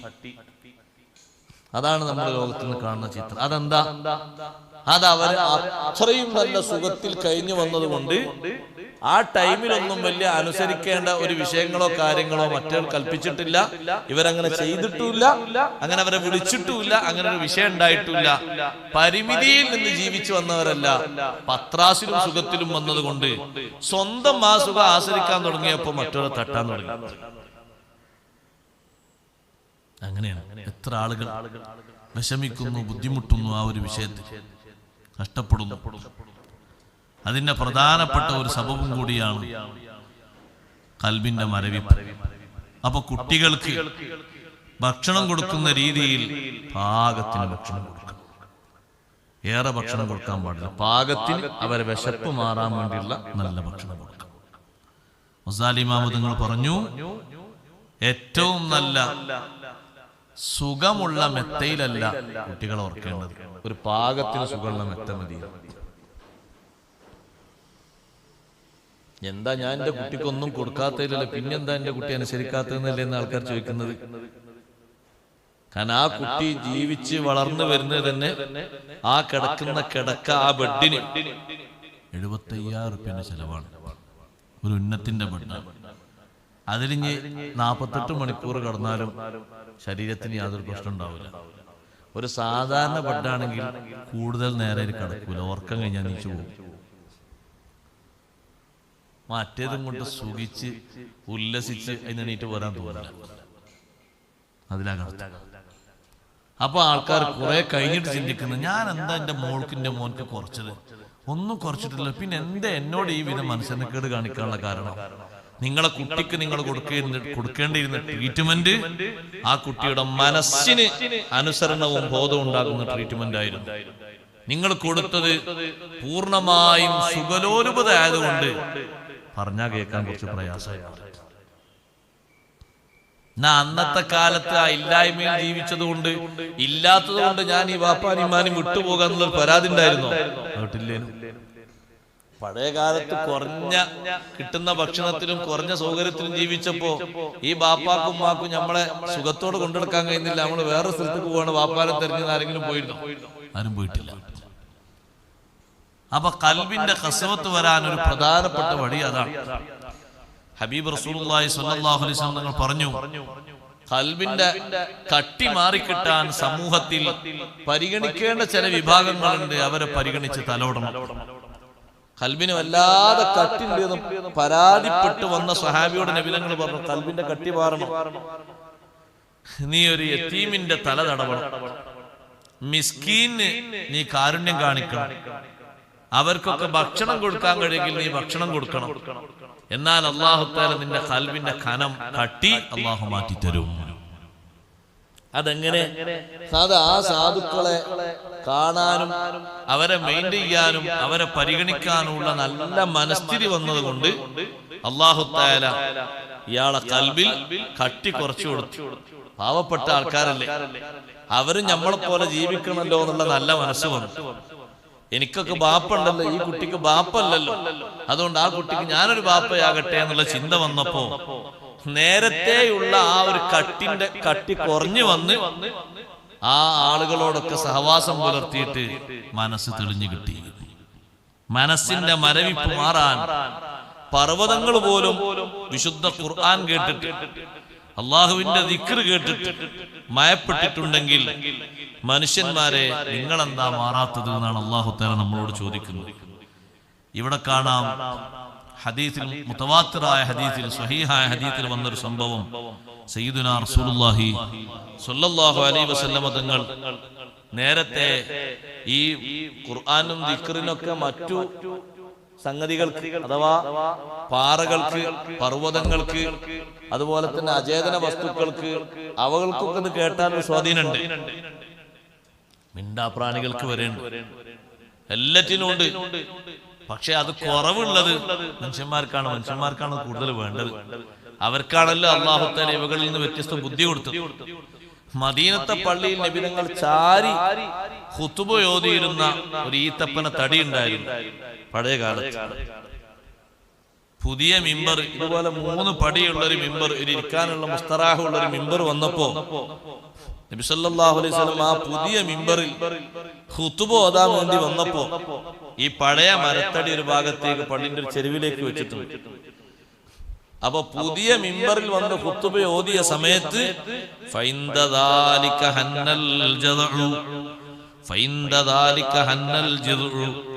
ആ മരത്തടി കരയാൻ തുടങ്ങി.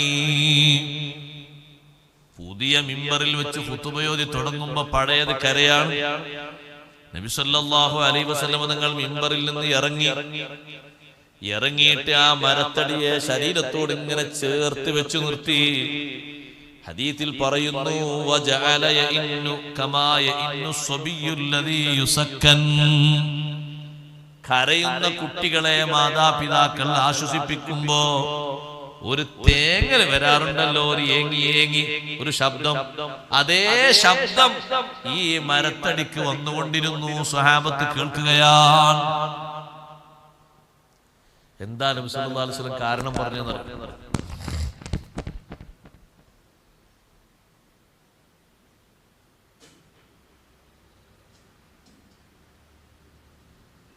ഈ മരത്തടി ഇങ്ങനെ കരയാനുള്ള കാരണം തങ്ങൾ പറഞ്ഞത്, നേരത്തെ കേട്ടുകൊണ്ടിരുന്ന ദിക്റും ഖുർആനും തങ്ങൾ അതിലേക്ക് ചാരിയാണല്ലോ നിർവഹിച്ചിരുന്നത്. അവിടുത്തെ ശരീരത്തിന്റെ സ്പർശനവും ഇതൊക്കെ പോയല്ലോ.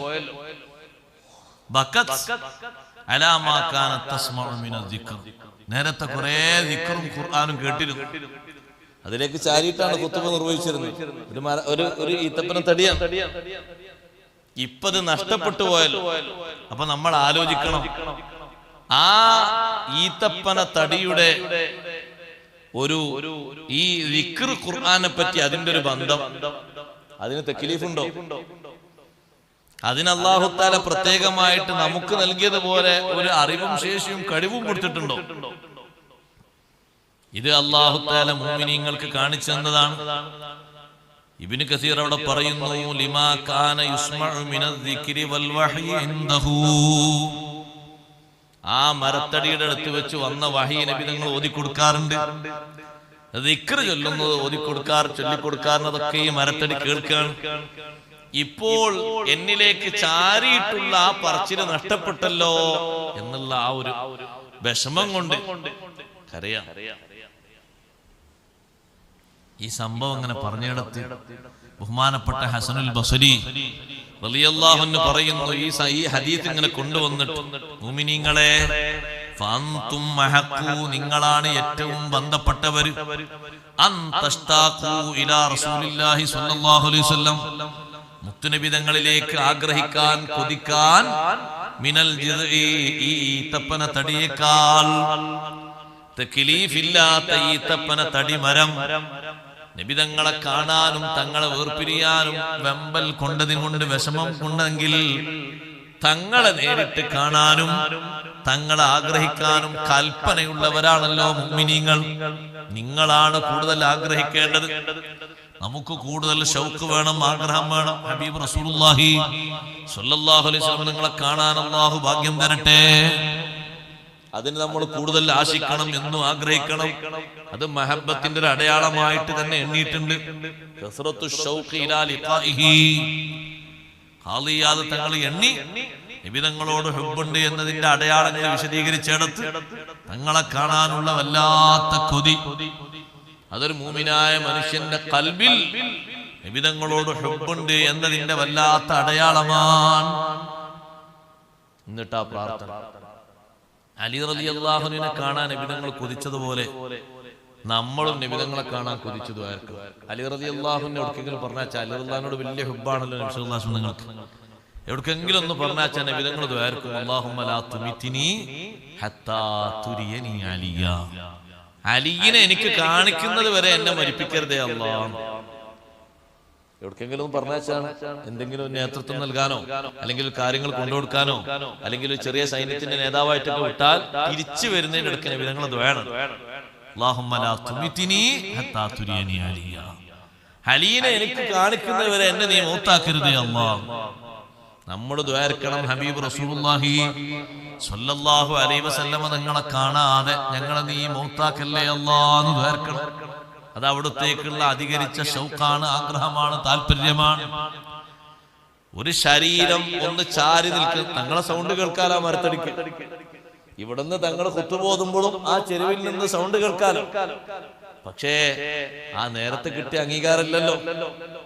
നേരത്തെ കിട്ടിയത് ചാരി നിന്നുകൊണ്ട് തങ്ങൾ പറയുന്നത് ഓതുന്നതൊക്കെ അതിന്റെ സീറ്റല്ലേ അത്. ഇപ്പൊ നഷ്ടപ്പെട്ടു പോയതിന്റെ പേരിൽ. അപ്പൊ നമ്മൾ ആലോചിക്കണം, അതിനുള്ള ഒരു ബോധവും അറിവും എത്രയാണ്, ഒരു കഴിവ് എത്രയാണ്. ഹബീബ് റസൂലുള്ളാഹി സ്വല്ലല്ലാഹു അലൈഹി വസല്ലം നിങ്ങളെ കാണാൻ കൊതിച്ചത്, അവകൾക്കൊക്കെ ഒരു പ്രത്യേകമായ താല്പര്യമുണ്ട്, ആഗ്രഹമുണ്ട്. സിദ്ദീഖ് റളിയല്ലാഹു അൻഹുവിന്റെ കാലിൽ കൊത്തിയ പാമ്പ് പറഞ്ഞില്ലേ, എവിടുന്ന്? സൗറിൽ നിന്ന് വാർത്തൗറിൽ നിന്ന്. ഞാനേ ഈ ഗുഹന്റെ ഉള്ളിൽ കയറി താമസിക്കാൻ തുടങ്ങിയിട്ട് 30 കൊല്ലായി. 300 കണ്ടില്ല. 30 കൊല്ലമായി ഇതിന്റെ ഉള്ളിൽ കയറി താമസിക്കാൻ തുടങ്ങി. 100 നോക്കണം, കണ്ടത് പറയട്ടെ, ബാക്കിയുള്ള നോക്കാൻ. 30 കൊല്ലമായി ഇതിന്റെ ഉള്ളിൽ കയറി താമസിക്കാൻ തുടങ്ങിയിട്ട് എന്തിന്? ഞാനിങ്ങനെ മണം പിടിച്ചിങ്ങനെ വന്നപ്പോ എനിക്ക് കിട്ടിയ ഒരു വിവരമനുസരിച്ച് ഈ ഗുഹ ഹബീബ് സല്ലല്ലാഹു അലൈഹി വസല്ലം തങ്ങൾക്ക് താമസിക്കാനുള്ള ഇടമായിട്ട്. ഇവിടെ ഒരുപാട് ഗുഹകൾ മലയിൽ വേറെ ഉണ്ട്. അവിടൊക്കെ ഞാൻ പോയി പരിശോധിച്ചിട്ട് ഇവിടെയാണ് തങ്ങൾ ലാൻഡ് ചെയ്യുന്നത് എന്നുള്ള വിവരം കിട്ടിയപ്പോ മണം പിടിക്കാൻ വല്ലാത്ത കഴിവാണല്ലോ ആ ജീവികൾക്കൊക്കെ, അല്ലേ? നമ്മൾ എത്ര അടച്ചപ്പുള്ള റൂമിന്റെ ഉള്ളിൽ നിന്ന് ഭക്ഷണം കഴിച്ചാലും ഒച്ചുണ്ടാക്കി ഒരു ജീവി. പൂച്ച. നമ്മൾ ആരെ പൂച്ചക്ക് വിവരം കൊടുത്തല്ലേ? പൂച്ചക്ക് അള്ളാഹു വിവരം കൊടുത്താണ്. കുറച്ചൊക്കെ ഭക്ഷണം കിട്ടും, മറ്റാളുടെ കഴിക്കുന്നു, പോയി നോക്ക്, ഒന്ന് ഒച്ചുണ്ടാക്കി. എത്ര പെട്ടെന്നാണ്. നമ്മളിപ്പോ ഇവിടെ ഒരു ഒന്നുമില്ലാത്തൊരു സ്ഥലത്ത് വീട്ടിന്റെ ഡൈനിങ് ഹാളിന്റെ ഉള്ളില്, നല്ല ക്ലീനായ ഡൈനിങ് ഹാളിന്റെ ഉള്ളില് നമ്മളെ കയ്യിൽ നിന്ന് കുറച്ച് മധുരമുള്ള എന്തെങ്കിലും ഒന്ന് താഴെ വീണാൽ എത്ര പെട്ടെന്നാ ഉറുമ്പത്തിന്. ഉറുമ്പില്ല അവിടെ, ഉറുമ്പ് എവിടെ? അപ്പൊ ഈ ഉറുമ്പിനിപ്പോ ഈ വസ്തു ഇവിടെ വീണിട്ടുണ്ട് എന്നുള്ള ഒരു അറിവ് റോട്ടിലെ കണ്ടില്ല. നമ്മൾ എവിടെക്കെങ്കിലും ദൂരെ യാത്ര ചെയ്യുമ്പോ ഏതെങ്കിലും വാഹനം തട്ടിയിട്ട് ഏതെങ്കിലും ജീവികള് ആക്സിഡന്റ് ആയി കിടക്കുന്നുണ്ടാവും. അങ്ങനെ നമ്മൾ പോയി 10 മിനിറ്റ് കൊണ്ട് തിരിച്ചു വരുമ്പോഴേക്ക് ആ മരണപ്പെട്ട് കിടക്കുന്ന, ചത്ത് കിടക്കുന്ന ആ ജീവിയെ കഷ്ണങ്ങളാക്കി പൊറുക്കാൻ ഒരു ത്വായിഫത്ത് ഒരു വിഭാഗം നടത്തിയിട്ടുണ്ട്. പരിസരത്ത് എവിടെയും പോകുമ്പോ കണ്ടില്ലെന്ന് അവര്.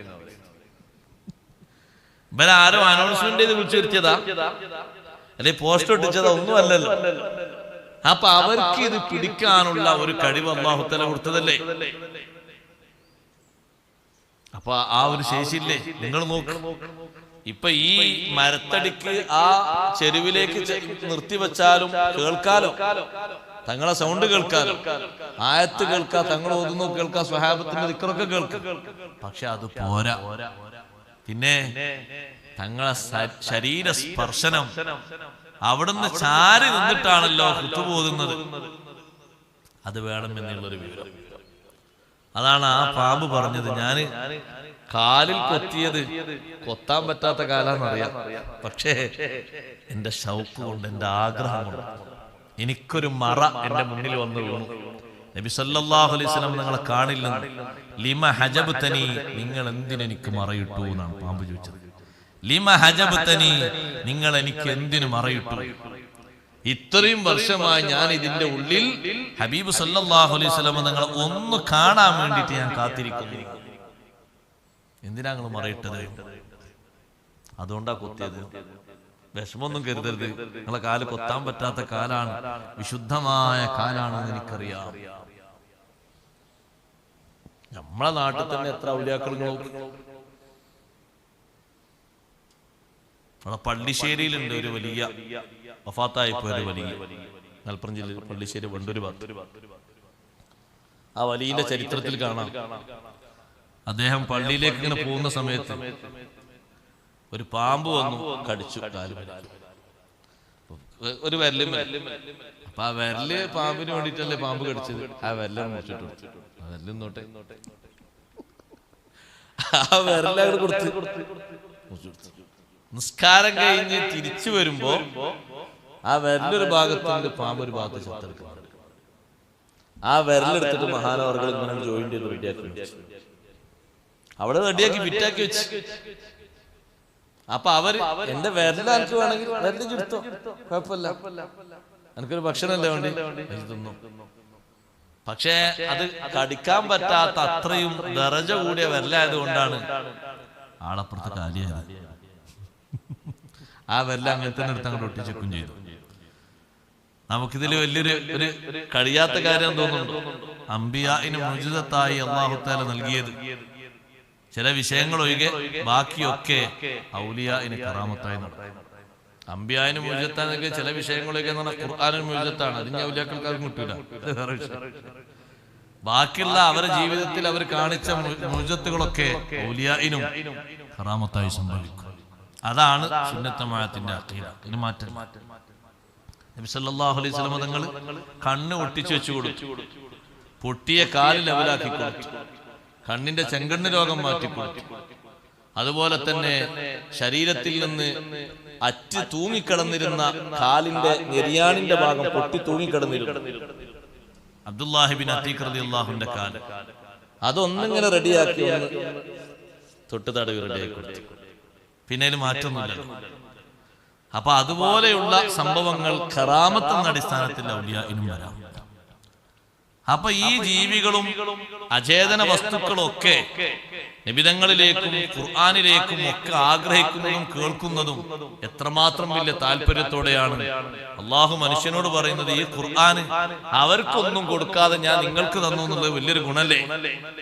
അതുകൊണ്ട് മനുഷ്യന്മാരെ, മുഅ്മിനീങ്ങളെ, നിങ്ങൾ ഉയരണം, കൂടുതൽ ഉയരണം. ഖുർആൻ കൊണ്ട് കൂടുതൽ മെച്ചപ്പെട്ടവരാകണം.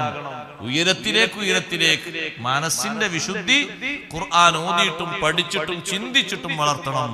അള്ളാഹു നമ്മുടെ ഖൽബ് നന്നാക്കി തരട്ടെ. പർവ്വതങ്ങള് ഈ വിഷയങ്ങളൊക്കെ കേട്ട് വല്ലൊരു മാറ്റം, എന്തൊരു മാറ്റം, എന്തൊരു പേടി അവർക്കുണ്ടായി. ഇങ്ങനെ പർവ്വതങ്ങൾക്ക് ഇങ്ങനെ ഒരു കഴിവുണ്ട്. ഇങ്ങനെ ഖുർആൻ കേട്ടിട്ട് ഇങ്ങനെ വിവിധ രൂപത്തിൽ മാറാനും അല്ലാഹു തആലാന്റെ കൽപ്പനകൾക്കനുസരിച്ച് രൂപഭാവങ്ങൾ സ്വീകരിക്കാനുള്ള കഴിവുണ്ട്. അങ്ങനെ കഴിയോന്ന് ചോദിച്ചു വന്നിരുന്നു പഴയ കാലത്ത് അബൂജഹലും ടീമും. നബി സല്ലല്ലാഹു അലൈഹി വസല്ലം വന്നിട്ട്, നബിയെ, നിങ്ങള് നബിയാണെങ്കിൽ നിങ്ങൾ അങ്ങനെയല്ല പറഞ്ഞു, നബിയാണ്, നിങ്ങൾക്ക് വലിയ കഴിവുണ്ട് എന്നല്ല പറഞ്ഞു. ഞങ്ങളൊരു കാര്യം ചെയ്യണം. ഇൻ കുന്ത നബിയൻ സയ്യിർ ബിഖുർആനികൽ ജിബാല അൻ മക്ക. നിങ്ങൾ നബിയാണെങ്കിൽ ഖുർആൻ ഓതിയിട്ട് മക്കയിലെ പർവ്വതങ്ങൾ ഒന്ന് പരവർത്തിച്ചേരണം. എന്തിന്? മക്കന്റെ നാലാഭാഗത്തൊന്ന് പർവ്വതങ്ങളല്ലേ, ഇന്നല്ലേ കുറച്ച് അങ്ങോട്ടും ഇങ്ങോട്ടും നിരപ്പാക്കിയത്. മുമ്പ് നമ്മൾ പോകുമ്പോ നമ്മൾ കിതാബിലൊക്കെ പഠിച്ചത് എങ്ങനെ? സഫയും മർവയും രണ്ട് കുന്നുകളായിട്ട്. അന്ന് സഫാ പർവ്വതത്തിന്റെ മുകളിലേക്ക് സ്ത്രീകൾ കയറരുത് എന്നല്ലേ കിതാബിലൊക്കെ. എന്നിപ്പോ പോയിട്ട് ചില പെണ്ണുങ്ങൾ ചോദിക്കുന്നു, കയറരുത് ഇറങ്ങണം, കയറാനുള്ളത് അവിടെ സഫയും മർവയും കയറാൻ കുന്നത്തിലുണ്ടോ? ഉയരത്തിലുണ്ടോ ആ പർവ്വതങ്ങള്? ഇല്ലല്ലോ. അതിന്റെ നേരെ അപ്പുറത്ത് കണ്ടിരുന്ന ജബൽ അബീ ഖുബൈസ് എന്ന് കാണാണ്ടോ? ഇല്ല, കുറെ നിരപ്പാക്കി. എന്നാലും കുറച്ചും കൂടി ഒന്ന് ഇപ്പുറത്തേക്ക് മാറി നോക്കിയാൽ പിന്നെയും കുന്നുകൾ തന്നെയുള്ളത്, മുട്ടക്കുന്നുകള്, പാറക്കുന്നുകളാണ്. ഈ പാറകളെയും പർവ്വതങ്ങളെയും ഒന്ന് ഖുർആൻ ഓതിയിട്ടൊന്ന് പറത്തിച്ചേരണം. എന്തിന്? ഹത്താ തത്തസ്യലന, അവിടെ ഒരു വിശാല ഭൂമി കിട്ടാൻ വേണ്ടി. എന്നിട്ടോ കുറെ കെട്ടിടങ്ങൾ ഉണ്ടാക്കണം, കുറെ തോട്ടങ്ങൾ ഉണ്ടാക്കണം, കുറെ പിന്നെ വെള്ള ടാങ്കുകൾ ഉണ്ടാക്കണം, തടാകങ്ങൾ ഉണ്ടാക്കണം. ഇതിങ്ങനെ പാറക്കൂട്ടങ്ങളും മലയായിട്ട് ഞങ്ങൾക്ക് സൗകര്യങ്ങളും കിട്ടില്ല. അബൂജഹലും ടീമും ഒന്ന് പറയാം, സയ്യിർ ബിഖുർആനികൽ ജിബാൽ. ഖുർആൻ ഓതിയിട്ട്, നിങ്ങളെ ഖുർആൻ ഓതിയിട്ട് പർവ്വതങ്ങളൊന്ന് നടത്തിച്ചേരണം. ദാവൂദ് നബി അലൈഹി സ്വലാമിന് അല്ലാഹു തആല ഇരുമ്പിനെ കീഴ്പ്പെടുത്തി കൊടുത്തിട്ടുണ്ട് അല്ലേ? ഇരുമ്പ് എങ്ങനെ ദാവൂദ് നബിന്റെ കയ്യില്? വഅലന്നാ ലഹുൽ ഹദീദ്. നമ്മളെ കയ്യിൽ പൊടി കിട്ടിയ അങ്ങനെ ഉണ്ടാകും. ഉമ്മമാരെ കയ്യിൽ പൊടി കിട്ടിയാൽ ആ പൊടി കൊണ്ട് ഒരു കുഴച്ചിട്ട് എന്തെല്ലാം ആക്കും. എന്താണ് ഒരു ഉദ്ദേശിക്കുന്നത് അതാക്കും. ആ പൊടി കൊണ്ട് കുഴച്ചിട്ട് അപ്പം ചുടാനാണ് ആ പൊടി കുഴച്ചിട്ട്, പത്തിരിയാണെങ്കിൽ പത്തിരി, റൊട്ടിയാണെങ്കിൽ റൊട്ടി, അല്ലെങ്കിൽ വേറെ ഏതെങ്കിലും രൂപത്തിലുള്ള അപ്പാണെങ്കിൽ ആ രൂപത്തിൽ കുഴച്ച് റെഡിയാക്കൽ. ഇതേ രൂപത്തിൽ ഇരുമ്പ് അങ്ങോട്ട് കിട്ടിയ റെഡിയാക്കും. ആ ഇരുമ്പ് കൊണ്ട് ഇപ്പൊ ഉദ്ദേശിക്കുന്നത് വാതില, കൈ കൊണ്ട് തന്നെ, ഉപകരണം കൊണ്ടല്ല, കൈ കൊണ്ട് തന്നെ. ഇരുമ്പിനെ നമ്മൾ ദാവൂദ് നബിക്ക് മാർദ്ദവമാക്കി കൊടുത്തു. എന്തുദ്ദേശിക്കണോ അത്. ഇങ്ങനത്തെ ഒരു സ്റ്റാൻഡ് ഉണ്ടാക്കാൻ ഇപ്പൊ ദാവൂദ് നബി അലൈഹി സ്വലാം വിചാരിച്ചാൽ ആകെ 1-2 മിനിറ്റ് മതി. നമ്മളിത് മേടി അവിടെ റെഡിയാക്കണമെന്ന് ആളന്ന്, ഇവിടെ ഒന്ന് ആളന്ന്, അവിടെ ഒന്ന് ഫിറ്റ് ചെയ്ത് ഇവിടെ ഒന്ന് റെഡിയാക്കി. ഇത്ര പണിയാകട്ടെ ചോദിച്ചാൽ ഒരാൾ പറയും 4 ദിവസം കഴിഞ്ഞിട്ട് തരാം, അല്ലെങ്കിൽ 5 ദിവസം കഴിഞ്ഞിട്ട് തരാം. അത്രയൊന്നുമില്ല, ചുരുങ്ങിയ പണി കൊണ്ട് നല്ല നല്ല ഉപകരണങ്ങളും കാര്യങ്ങളൊക്കെ ഉണ്ടാക്കുക. അതാണ് ഇവർ ചോദിക്കുന്നത്. ദാവൂദ് നബിക്ക് അങ്ങനെ ഒരു കഴിവ് കൊടുത്തിട്ടുണ്ടല്ലോ. ദാവൂദ് നബിനെക്കാളും നിങ്ങൾ ചെറിയ ആളല്ലല്ലോ. ദാവൂദ് നബിനെക്കാളും മുൻപന്തിയിലുള്ള ആളല്ലേ അഷ്റഫുൽ ഖൽഖ് സല്ലല്ലാഹു അലൈഹി വസല്ലം. നിങ്ങൾ ചെറിയ ആളല്ലല്ലോ, അതുകൊണ്ട് ഖുർആൻ ഓതിയിട്ട് പർവ്വതങ്ങളും നടത്തി തരണം ഒരാവശ്യം. നിങ്ങൾ വലിയ കാര്യപ്പെട്ട നബിയാണല്ലോ, കമാ സഅംത, അങ്ങനെയാണല്ലോ നിങ്ങൾ പറയുന്നത്. അല്ലെങ്കിൽ ഒരു കാര്യം ചെയ്യും, സഖിർ ലനാ ബിഹിർ റീഹ്, ഖുർആൻ ഓതിയിട്ട് ഞങ്ങൾക്ക് കാറ്റിനൊന്ന് കീഴ്പ്പെടുത്തി തരണം. എന്തിന്? ഞങ്ങൾക്ക് പെട്ടെന്ന് ഷാമിൽ പോയി കച്ചവടം ചെയ്തുകൊണ്ട് വരാനാണ്. ഇവിടുന്ന് ഷാമിലേക്ക് ഈ ഒട്ടകപ്പുറത്തും കുതിരപ്പുറത്തും എത്ര ടൈം എടുക്കുന്നുണ്ട്? ഒരു മാസമാണ് അവരെടുക്കുന്നത് അല്ലെ?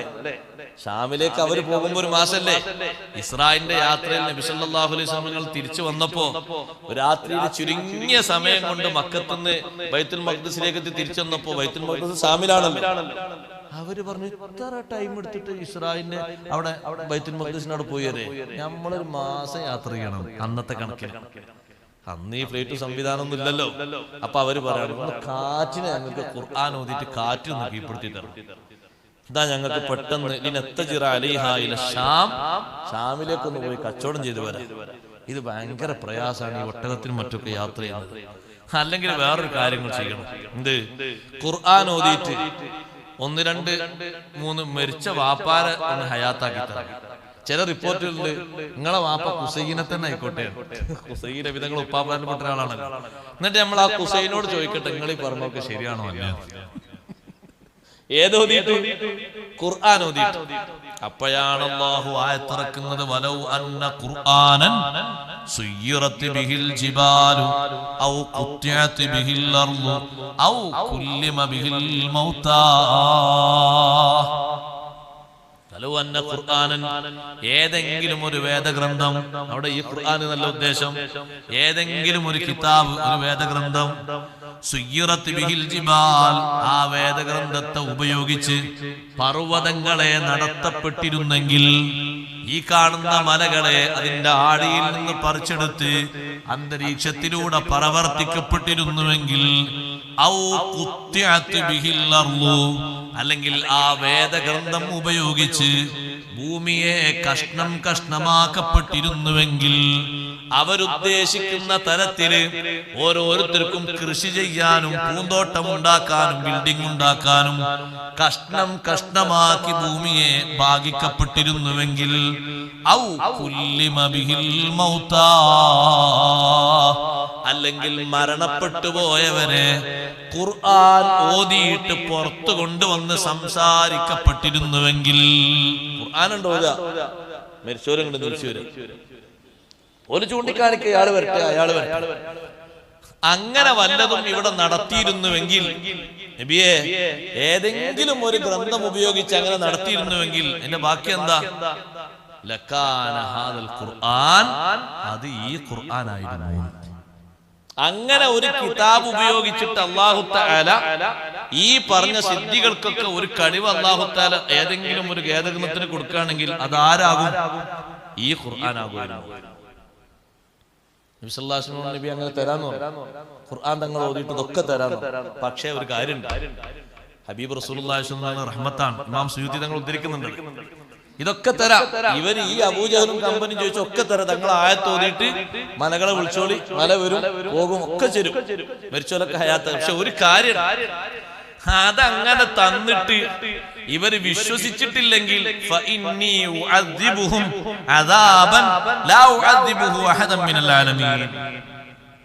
ഒരു തിയറി ഉണ്ട് അല്ലാഹു തആല. എനിക്കൊരു തിയറി ഉണ്ട്, ലോകത്ത് ഒരാൾക്കും കൊടുക്കാത്ത ശിക്ഷ കൊടുത്ത് ഞാൻ ഇവരെ നിലം പരിശാക്കും, ഒരൊറ്റൊന്നും ബാക്കി ഉണ്ടാവില്ല. നബി സല്ലല്ലാഹു അലൈഹി വസല്ലം പറഞ്ഞു, അത് വേണ്ട, റഹ്മത്തല്ലേ തങ്ങളുടെ ഭാഗത്ത് കൂടുതൽ, അത് വേണ്ട അല്ലാഹുവേ, അത് വേണ്ട, അത് വേണ്ട, ഞാൻ അങ്ങനെ ഉദ്ദേശിക്കുന്നില്ല. ഇവർ ഘട്ടം ഘട്ടമായിട്ട് ഇവരെ പരമ്പരയുള്ള ആളുകളോ അങ്ങോട്ട്, അവരങ്ങോട്ട് പോയാൽ അവിടെ ആരെങ്കിലും ഉണ്ടാവും? അവരെ പരമ്പരയിൽ ആളെ കിട്ടൂലല്ലോ. മറ്റേതിപ്പോ അന്ന് ആ ചോദിച്ച കൂട്ടത്തിൽ അബൂജഹലിന്റെ മകനുണ്ടാവും. കാരണം അബൂജഹലിന്റെ മകൻ അവസാനമാണല്ലോ വന്നത്. അപ്പൊ ഒന്നാകെ പോയാൽ പിന്നെ ആ മകന് വരാൻ കഴിയും. അങ്ങനെ പലരും പിൽക്കാലത്ത് വന്നവരില്ലേ. അതുകൊണ്ട് നബി സല്ലല്ലാഹു അലൈഹി വസല്ലം റഹ്മത്തിന്റെ മാർഗം സ്വീകരിച്ചിട്ട് വേണ്ടാന്ന് പറഞ്ഞു.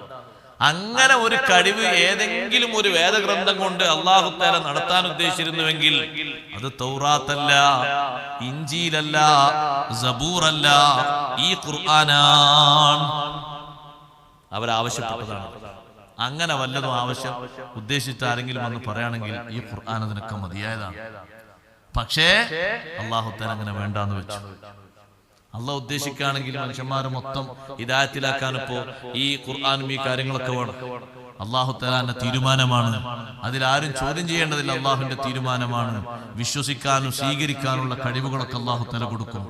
പക്ഷേ സ്വാർത്ഥ താല്പര്യങ്ങളെ കൊണ്ട് പല ചിന്താഗതികളെ കൊണ്ടും ആളുകൾ മാറിപ്പോകും.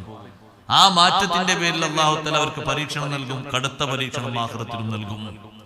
നിങ്ങൾ നോക്ക്, ഈ ഖുർആനിന്റെ ഈ വിഷയം പർവ്വതങ്ങളോടും മരിച്ചവരോടും മരിച്ചവരെ സംസാരിപ്പിക്കാനും ഭൂമിയെ ഭാഗിക്കാനും ഒക്കെ വലിയ കഴിവുള്ളതാണ് പരിശുദ്ധ ഖുർആൻ.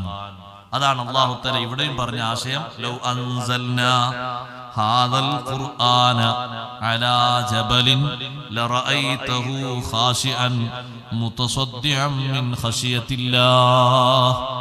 ഈ ഖുർആൻ, ഈ വിശുദ്ധ ഖുർആൻ നമ്മൾ ഇറക്കിയിരുന്നുവെങ്കിൽ അലാ ജബലിൻ, വല്ല പർവ്വതത്തിന്റെ മേലും ഇറക്കിയിരുന്നുവെങ്കിൽ ലറഅയ്തഹു, തങ്ങൾക്ക് ആ പർവ്വതത്തെ കാണാമായിരുന്നു. ഖാശിഅൻ മുതസദ്ദിഅൻ, അത് വിനയത്തോടെ ഖുർആൻ സ്വീകരിക്കുന്നതായിട്ടും മുതസദ്ദിഅൻ പൊട്ടിപ്പിളരുന്നതായിട്ടും കാണാമായിരുന്നു. മിൻ ഖശിയത്തില്ലാഹ്, അല്ലാഹുവിനെ ഭയന്നതിനാൽ. പർവ്വതങ്ങൾ എത്ര അല്ലാഹുവിനെ ഭയന്ന്. ഹബീബ് സല്ലല്ലാഹു അലൈഹി വസല്ലം തങ്ങൾ സബീർ പർവ്വതത്തിന്റെ മുകളിലിരിക്കുമ്പോൾ, സബീർ പർവ്വതം ഒരു പർവ്വതമാണല്ലോ, സബീർ മല.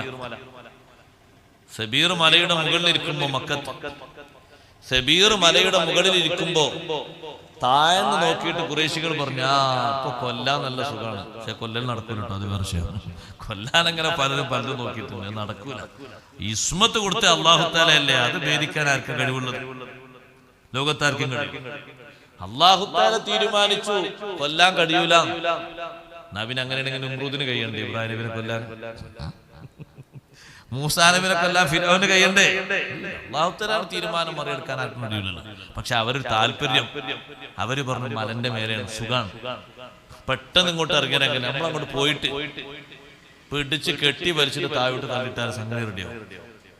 അങ്ങനെ താഴ്ന്ന് ഇവര് സംസാരിച്ചപ്പോഴേക്ക് സബീർ മല വിളിച്ചു പറഞ്ഞു, അല്ലാഹുവിന്റെ റസൂലിനെ വിളിച്ചു പറയാണ്, ഇൻസിൽ അന്നീ, ഇറങ്ങൂ നബിയെ, എന്റെ മുഖത്തിൽ നിന്ന് എന്റെ പുറത്തു നിന്ന് തങ്ങൾ താഴോട്ട് ഇറങ്ങണം. ഫഇന്നി അഖാഫു അൻ തുഖദ അലയ്യ ഫയുആഖിബുനി അല്ലാഹു ബിദാലിക, തങ്ങളെ എന്റെ പുറത്ത് വെച്ച് പിടികൂടുന്നത് കാരണം എന്നെ അല്ലാഹു ശിക്ഷിക്കുമോ എന്നൊരു പേടി എനിക്കുണ്ട്. സംഗതി അവരാണ് വന്ന് ആക്രമിക്കുന്നതെങ്കിലും മല ഞാനാണല്ലോ നിന്നുകൊടുത്തത് എന്ന കാരണം പറഞ്ഞ് എന്നെ ശിക്ഷിക്കുമോ എന്നൊരു പേടിയുണ്ട്. അതുകൊണ്ട് തങ്ങളൊന്ന് ഇറങ്ങൂ നബിയേ. അപ്പോഴാണ് ഹിറാ പർവ്വതം വിളിക്കുന്നത്, ഇലയ്യ ഇലയ്യ യാ റസൂലല്ലാഹ്, ഇങ്ങോട്ട് വരൂ, ഹിറായിലേക്ക് വരി, നിങ്ങളെ ഞാൻ സ്വാഗതം ചെയ്യാൻ ഇങ്ങോട്ട് വരൂ. ഹിറാ പർവ്വതം വിളിച്ചു. പിന്നെ ആ നബി സല്ലല്ലാഹു അലൈഹി വസല്ലം ഹിറാ പർവ്വതത്തിൽ ലാസിമാക്കി കുറെ ദിവസങ്ങളോളം, പിന്നെയും ഇടക്ക്. അത് വല്ലാത്തൊരു പർവ്വതമാണ്. അവിടെ പോയി കാണുന്നതും ഇരിക്കുന്നതും പ്രാർത്ഥിക്കുന്നതും നിസ്കരിക്കുന്നതും എല്ലാം വളരെ പുണ്യമുള്ള അമലാണ്. എത്ര താല്പര്യപ്പെടുന്ന ആളുകൾ, ഒരുപക്ഷെ ഒരുപാട് കാലം വാസിച്ചു പോകാൻ കഴിയാത്തവരും ഒന്നതിന്റെ ഓരം വരെ പോയി വരും. മുകളിലേക്ക് കയറാനുള്ള പ്രയാസങ്ങൾ, അങ്ങോട്ട് കയറാനുള്ള മാർഗങ്ങളൊക്കെയാണ് പരിഷ്കരണം എന്ന അർത്ഥത്തിൽ ശരിക്കൊന്ന് എളുപ്പാക്കേണ്ടത്. അതിന്റെ അടിയിൽ കൊണ്ട് ബോർഡെക്കാൻ എല്ലാവർക്കും എളുപ്പമാണ്, അതിനെളുപ്പമാണ്. സത്യത്തിൽ ലോകത്തെ ഏറ്റവും പ്രധാനപ്പെട്ട പർവ്വതങ്ങളിൽ ഒന്നാണല്ലോ ഹിറാ. ഹിറാ പർവ്വതം എത്രമാത്രം വലിയ പരിശുദ്ധി ഉള്ളതാണ്. നബി സല്ലല്ലാഹു അലൈഹി വസല്ലം തങ്ങളെ ഈ രൂപത്തിൽ സ്വീകരിച്ച ഒരു പർവ്വതമല്ലേ ഹിറാ പർവ്വതം. ഹിറയേക്കാളും ശരിക്കും വലുപ്പമുണ്ട് അന്ന് സബീർ പർവ്വതം. ഹിറാ പർവ്വതം സ്വീകരിച്ച് ഇങ്ങോട്ട് വരുന്ന ഒരുപാട് ചരിത്രങ്ങൾക്ക് സാക്ഷിയായ ഒരു പർവ്വതമാണ്. ആ പർവ്വതത്തിൽ തങ്ങൾ ഇരുന്ന സ്ഥലം ഒരു വകഭേദവും വരുത്താതെ ഒന്നുണ്ടല്ലോ അവിടെ.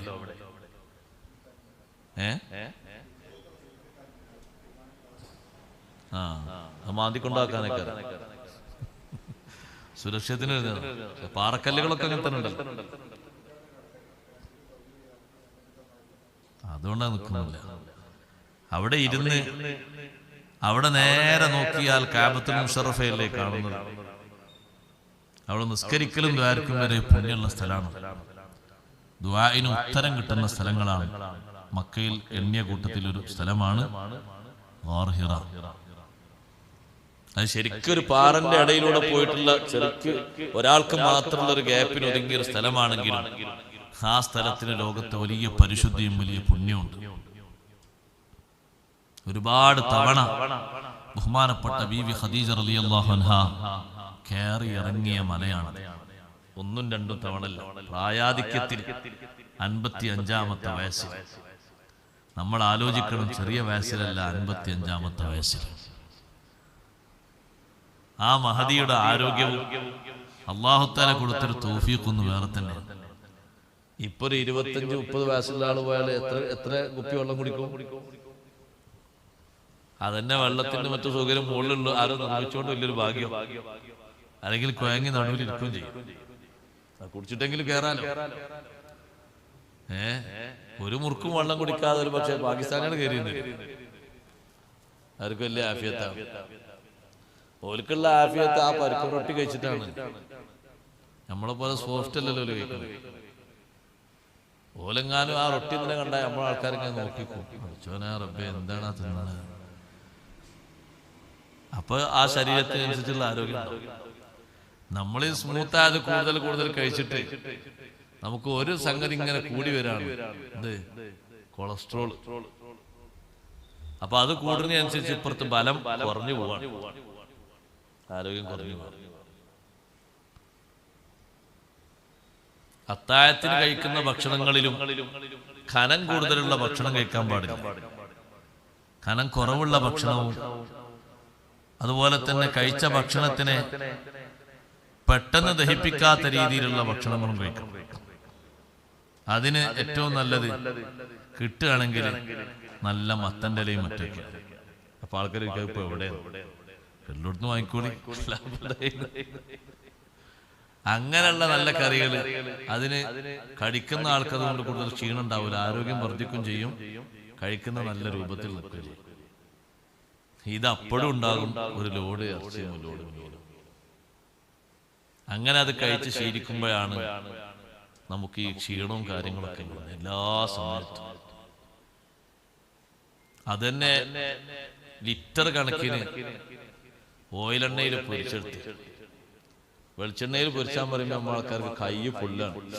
ഉസ്താദേ വെളിച്ചെണ്ണന്റെ വില എത്ര വലുതാണ് എന്നാണ് ആൾക്കാർ ചോദിക്കുന്നത്.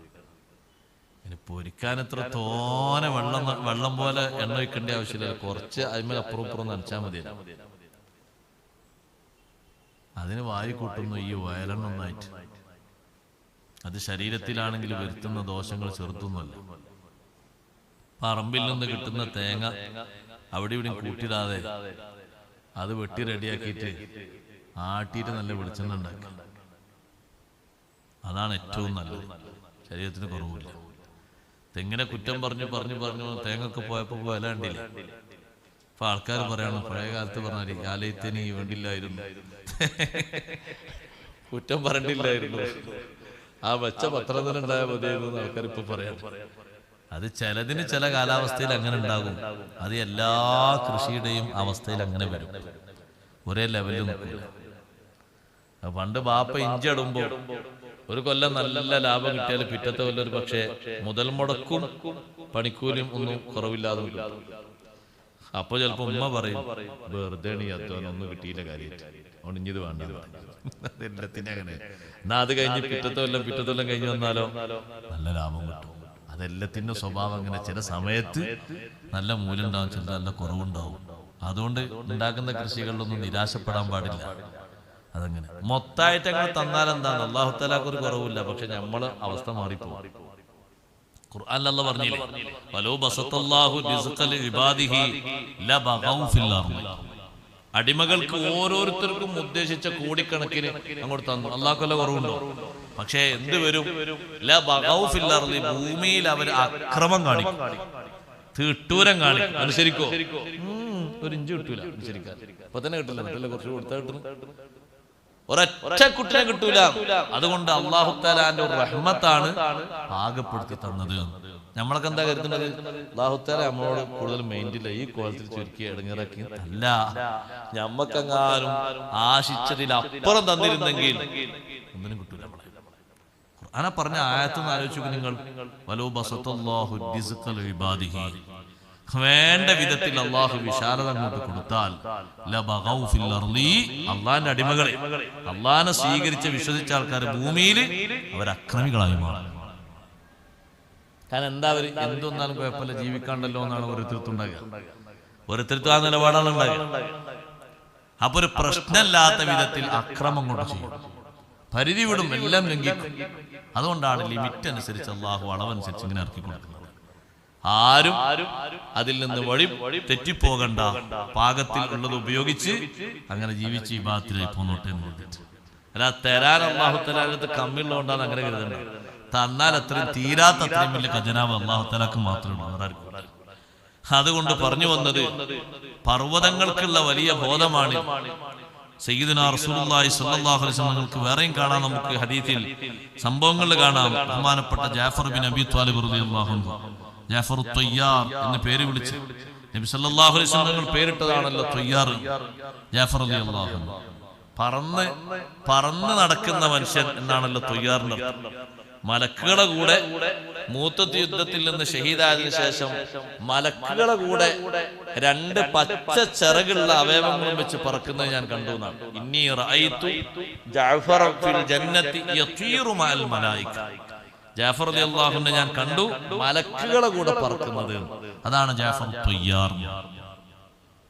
ആ ജാഫർ റളിയല്ലാഹു അൻഹു പറയാണ്, ഞാൻ ഒരിക്കൽ നബി തങ്ങളെ കൂടെ നടക്കുമ്പോ എനിക്ക് കഠിന ദാഹമുണ്ട്, വല്ലാത്ത ദാഹം, സഹിക്കാൻ കഴിയുന്നില്ല.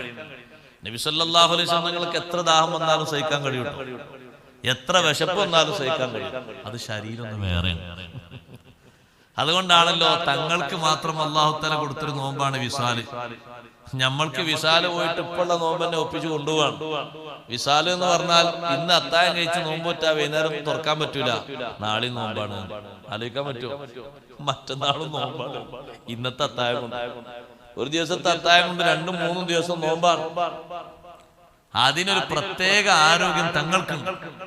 സ്വഹാബത്ത് വന്ന് ചോദിച്ചു, നബിയെ ഞങ്ങളും അങ്ങനെ നോമ്പൊൽക്കട്ടെ, ഇന്നൊക്കെ തുവാസിലു, തങ്ങൾ വിശാലായിട്ട് നോമ്പൊൽക്കുന്നുണ്ടല്ലോ, ഒരു ദിവസം അത്താഴം കഴിച്ച് പിറ്റേന്ന് മഗ്‌രിബിന് തുറക്കാതെ പിറ്റേതും തുറക്കാതെ 2-3 ദിവസം കഴിഞ്ഞിട്ടാ തുറക്കുന്നത്.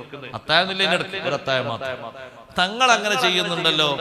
അപ്പൊ നബി സല്ലല്ലാഹു അലൈഹി വസല്ലം നിങ്ങൾ പറഞ്ഞു, നിങ്ങളെ കൂട്ടത്തിൽ ആരും എന്നെ പോലെ ഒരാളില്ല, എന്നെപ്പോലെ ഒരാളും നിങ്ങളെ കൂട്ടത്തിലില്ല, നിങ്ങളിൽ ഒരാളെ പോലെയുമല്ല ഞാൻ.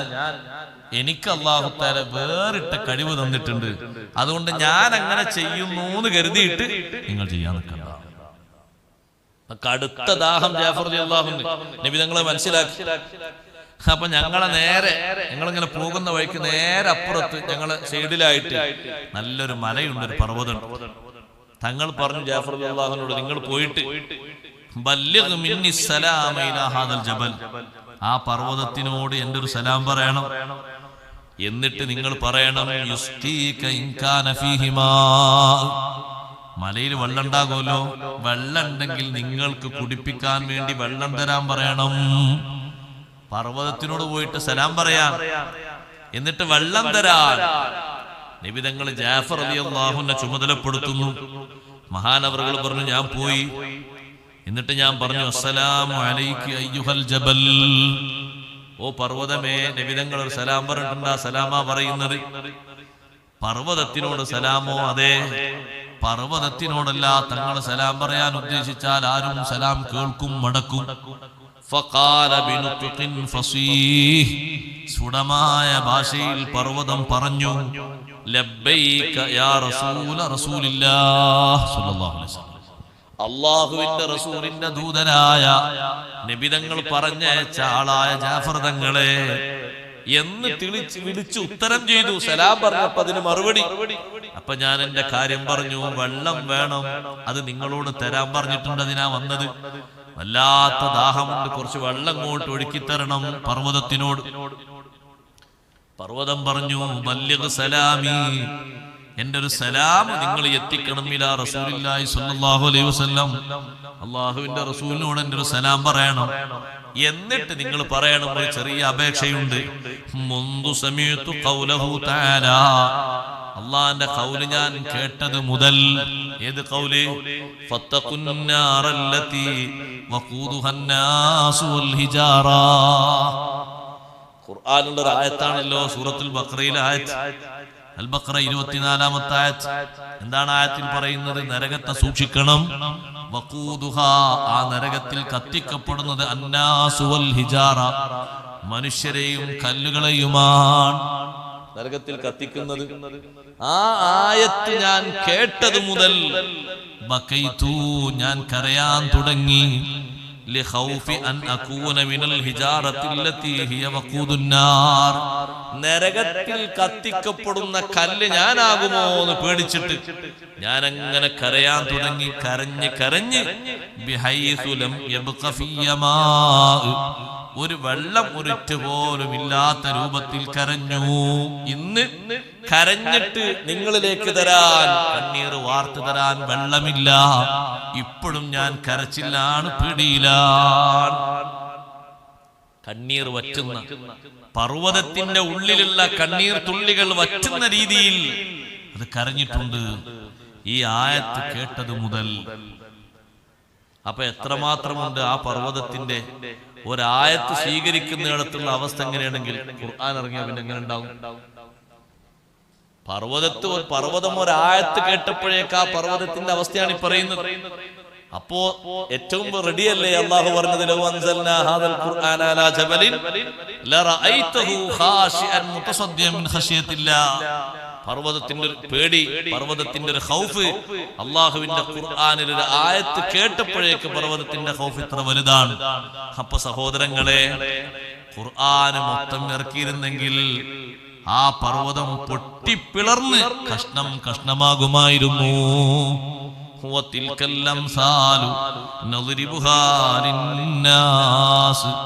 ആ ഉദാഹരണങ്ങൾ, ഉപമകൾ ജനങ്ങൾക്ക് വേണ്ടി നാം വിശദീകരിക്കുന്നു. ലഅല്ലഹും യതഫക്കറൂൻ, അവര് നന്നായി ചിന്തിക്കാൻ വേണ്ടി. ഈ സൂറത്തിൽ പറഞ്ഞ ഉദാഹരണങ്ങളും ഖുർആനിൽ മൊത്തം പറഞ്ഞ ഉദാഹരണങ്ങളും ഇവിടെ ഉദ്ദേശിക്കുന്നുണ്ട്. ഈ സൂറത്തിൽ വേറെ ഉദാഹരണം പറഞ്ഞിട്ടുണ്ടല്ലോ, നേരത്തെ പറഞ്ഞില്ലേ, കമസലില്ലദീന മിൻ ഖബലിഹിം ഖരീബൻ ളാഖൂ വബാല അംരിഹിം വലഹും അദാബുൻ അലീം. മുനാഫിഖീങ്ങളെയും യഹൂദികളെയും അല്ലാഹു ഉദാഹരിച്ചല്ലോ. അവർ രണ്ടുപേരും ഒരു ടീമിനെ പോലെയാണ്. ഇപ്പൊ അടുത്ത് അള്ളാഹുവിന്റെ ശിക്ഷ രുചിച്ച ഒരു വിഭാഗമുണ്ട്. ഓൽക്ക് ഇനി കടുത്ത ശിക്ഷ പിന്നെ വരാനുണ്ട്. മക്കയിലെ മുശ്രിക്കുകൾ അവർ ഈ അടുത്ത് ആസ്വദിച്ചു ബദറിലെ ശിക്ഷ. അവർക്ക് നേതൃത്വം കൊടുത്തിരുന്ന ആരായിരുന്നു? ശൈത്താനായിരുന്നു. ഇബ്ലീസ് നേതൃത്വം കൊടുത്തപ്പോൾ ഓൽക്ക് ശിക്ഷ കിട്ടി. ഇതേപോലെയാണ് മുനാഫിഖുകൾ നേതൃത്വം കൊടുക്കാണ് യഹൂദികൾക്ക്. നിങ്ങൾ പോകരുത്, ഇവിടെ തന്നെ നിൽക്കണം, സഹായത്തിന് ഞങ്ങളുണ്ട്, എത്ര പോകാൻ പറഞ്ഞാലും പോകരുത്, നിങ്ങളെ കൂടെ ഞങ്ങളുണ്ട്. അത് സത്യത്തിൽ ബദറിലെ ഇബ്ലീസ് ഒന്ന് നേതൃത്വം കൊടുത്ത പോലെയാണ്. കൂടെ ഉണ്ടാകാൻ അവരുണ്ടാകൂല. ശിക്ഷ അങ്ങോട്ട് വന്നാൽ, കറക്റ്റ് നിയമം വന്നാൽ ഒരു പിന്തിരിഞ്ഞല്ലോ. ബനു നദീറുകാരോട് പോകാൻ പറഞ്ഞപ്പോ ലാസ്റ്റ് ഇവര് പറഞ്ഞു, രക്ഷയിൽ ഞങ്ങൾ പോയിക്കോളി, ഞങ്ങൾ ഇനി എത്ര തടഞ്ഞു നിർത്തിയാലും നിർത്താൻ കഴിയില്ല, ഞങ്ങൾ പോയിക്കോളി. അതന്നെയല്ലേ ഇബ്ലീസും പറഞ്ഞത്. മലക്കുകൾ ഇങ്ങോട്ട് ഇറങ്ങുന്നത് കണ്ടപ്പോ ഇബ്ലീസ് പറഞ്ഞു, ഇന്നി അറാ മാലാ തറൗന ഇന്നി അഖാഫുല്ലാഹ്, നിങ്ങൾ കാണാത്ത ഞാൻ കാണുന്നുണ്ട്, എനിക്ക് അള്ളാനെ പേടിണ്ട്, ഞാൻ പോകാണ്. ഇതുവരെ പേടില്ലാത്ത ആളാ പറഞ്ഞു, ഇന്നി അഖാഫുല്ലാഹ്, പേടിണ്ട്. മുന്നോട്ട് നഖസാല അഖബഹി റിവേഴ്സ് അടിച്ചു എന്നാ ഖുർആൻ പറയുന്നത്. പുറകോട്ട് വന്നു. ഘോര യുദ്ധം നടക്കുമ്പോൾ മലക്കുകൾ വരുന്നത് കാണാണ്. കുറച്ചുകൂടി നേരം അവിടെ നിൽക്കേണ്ടി, എന്നാ റെഡിയാകും. പിറകോട്ട് അടിച്ചു, രക്ഷപ്പെട്ട് ഓടിയില്ലേ. അതുകൊണ്ടല്ല ഉദാഹരണത്തിന് ബദറിന്ന് ഇബ്ലീസ് ഓടിയാരി എന്ന് പറയുന്നത്. അത് വല്ലാത്തൊരു ഓട്ടാണ്. അത് ചെറിയൊരു ഓട്ടല്ല, ലോകത്ത് തുല്യതല്ലാത്തൊരു ഓട്ടാണ്. പേടി കൊണ്ട് ഏറ്റവും ഉദാഹരണം പറയാൻ പറ്റിയ ഓട്ടാണ് ഏത്? ബദറിൽ ഇബ്ലീസ് ഓടിയാരി എന്ന് പറയുന്നത്. കാരണം ആ വിഷയം പറയുന്നിടത്ത് ഹദീസിൽ കാണാം, ആദ്യം ഇബ്ലീസിനെ ഇങ്ങനെ ശരിക്കും വിടാതെ പിടിച്ചത്, സുറാഖത്തിന്റെ കോലത്തിൽ വന്ന ഇബ്ലീസിനെ പിടിച്ചത് അബൂജഹലാണ്. പിടിച്ചു നല്ല പിടുത്തം. ആരും മർമ്മം നോക്കി ഒറ്റയിടി. മർമ്മ നോക്കി രണ്ടാമത്തെ ഇടിക്ക് ആള് കലിയോ ഒറ്റ ഇടി കൊടുത്ത പിടുത്തം വിട്ട വീട്ടിന്റെ ഊക്കൊണ്ട് കാരണം അവിടെ മരണത്തിന്റെ പേടിയിലാണ്. പിന്നെ അടുത്താളും പിടിച്ചു, അടുത്താള് ഇടിച്ചു, മൂന്നാമത്തെ ആളും പിടിച്ചു, കൊടുത്തു അയാൾക്ക് ഇടി. പിന്നെ ആരും പിടിക്കാൻ നിന്നില്ല. അപ്പൊ തിരിഞ്ഞു നോക്കിയിട്ട് അബൂജഹൽ പറഞ്ഞു, അബൂജഹലിന് ആ കാര്യത്തിനൊന്നും തോഫി കിട്ടില്ല. അത് പക്ഷെ അബൂജഹൽ പറഞ്ഞിട്ട് സുറാഖ മക്കത്തേക്ക് വരട്ടെ, എന്നെ കാണിച്ചു തരാം. കാരണം യുദ്ധത്തിന് വരാത്ത സുറാഖത്ത് ബിൻ മാലിക്കിന്റെ കോലത്തിലാണ് ഒരു കോലം ചമഞ്ഞു വന്നത്. എന്നിട്ട് ഇത് കാണിച്ചു തരാന്ന് പറഞ്ഞ ആൾക്കാർ ആ വാക്ക് ഏറ്റെടുത്തുകൊണ്ട് ബദർ കഴിഞ്ഞ ശേഷം മക്കത്ത് പോയി സുറാഖത്തിനോട് പിടിച്ചു.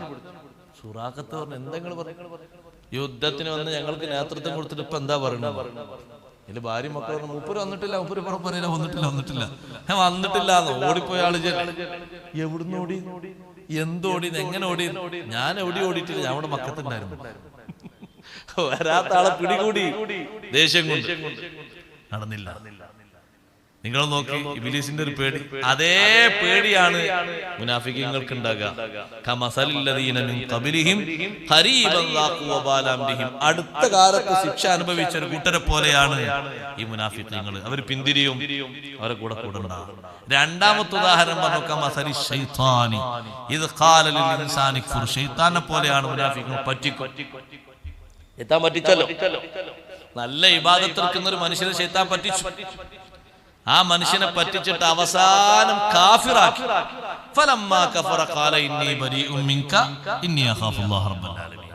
അയാളങ്ങോട്ട് കാഫിറായപ്പോ ശൈത്താൻ കാല് വാരിയിട്ട് പറഞ്ഞു, ഞാനും ഇയും തമ്മിൽ ഒരു ബന്ധമില്ല, ഇവിടുന്നും ബന്ധമില്ല, ആഖിറത്തുനിന്നും ബന്ധമില്ല, ഞാൻ പടച്ചവനെ പേടിച്ച് ഞാൻ പോകണം, റബ്ബുൽ ആലമീനായ അല്ലാഹുവിനെ പേടിച്ച് ഞാൻ പോവുകയാണ്. ബനു ഇസ്രായേലുകാർ ഇബാദത്തിലായി നിന്നിരുന്ന ഒരാളെടുത്ത് ഒരു 3 സഹോദരങ്ങൾ കൂടിയിട്ട് ഒരു പെണ്ണിനെ കൊടുത്തയച്ചു എന്ന് പറയുന്നു ചില റിപ്പോർട്ടിൽ. ഒരു പെണ്ണിനെ കൊണ്ടയാക്കി ആ പെണ്ണിന്റെ രോഗം മാറാൻ വേണ്ടി. ഇബ്ലീസിനെ പറ്റിക്കലാണ്. അയാൾ ഇബാദത്തിലാണ്.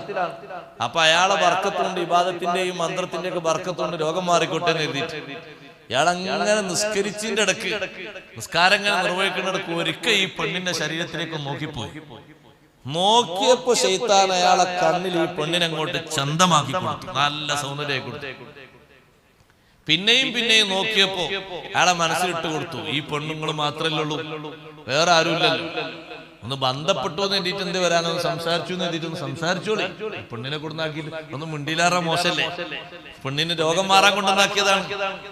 ഇയാളെ മന്ത്രം കൊണ്ട്, ഇയാളെ ചികിത്സ കൊണ്ട്, ഇയാളെ ദുആ കൊണ്ടൊക്കെ രോഗം മാറാൻ ഇയാൾക്ക് നല്ല ഇജാബത്തുള്ള ആളാ. അപ്പം സംസാരിച്ചതിന് കേടില്ലല്ലോ, രോഗം മാറാൻ കൊണ്ടുവന്നാക്കിയാലും സംസാരിച്ച ആ പെണ്ണിന്റെ ഭാഷ കേട്ട് നോക്കുമ്പോ സംസാരത്തിൽ ഇയാൾ കുടുങ്ങി, ലയിച്ചു. ശൈത്താന്റെ പണിയാണ്, ലയിപ്പിച്ചു.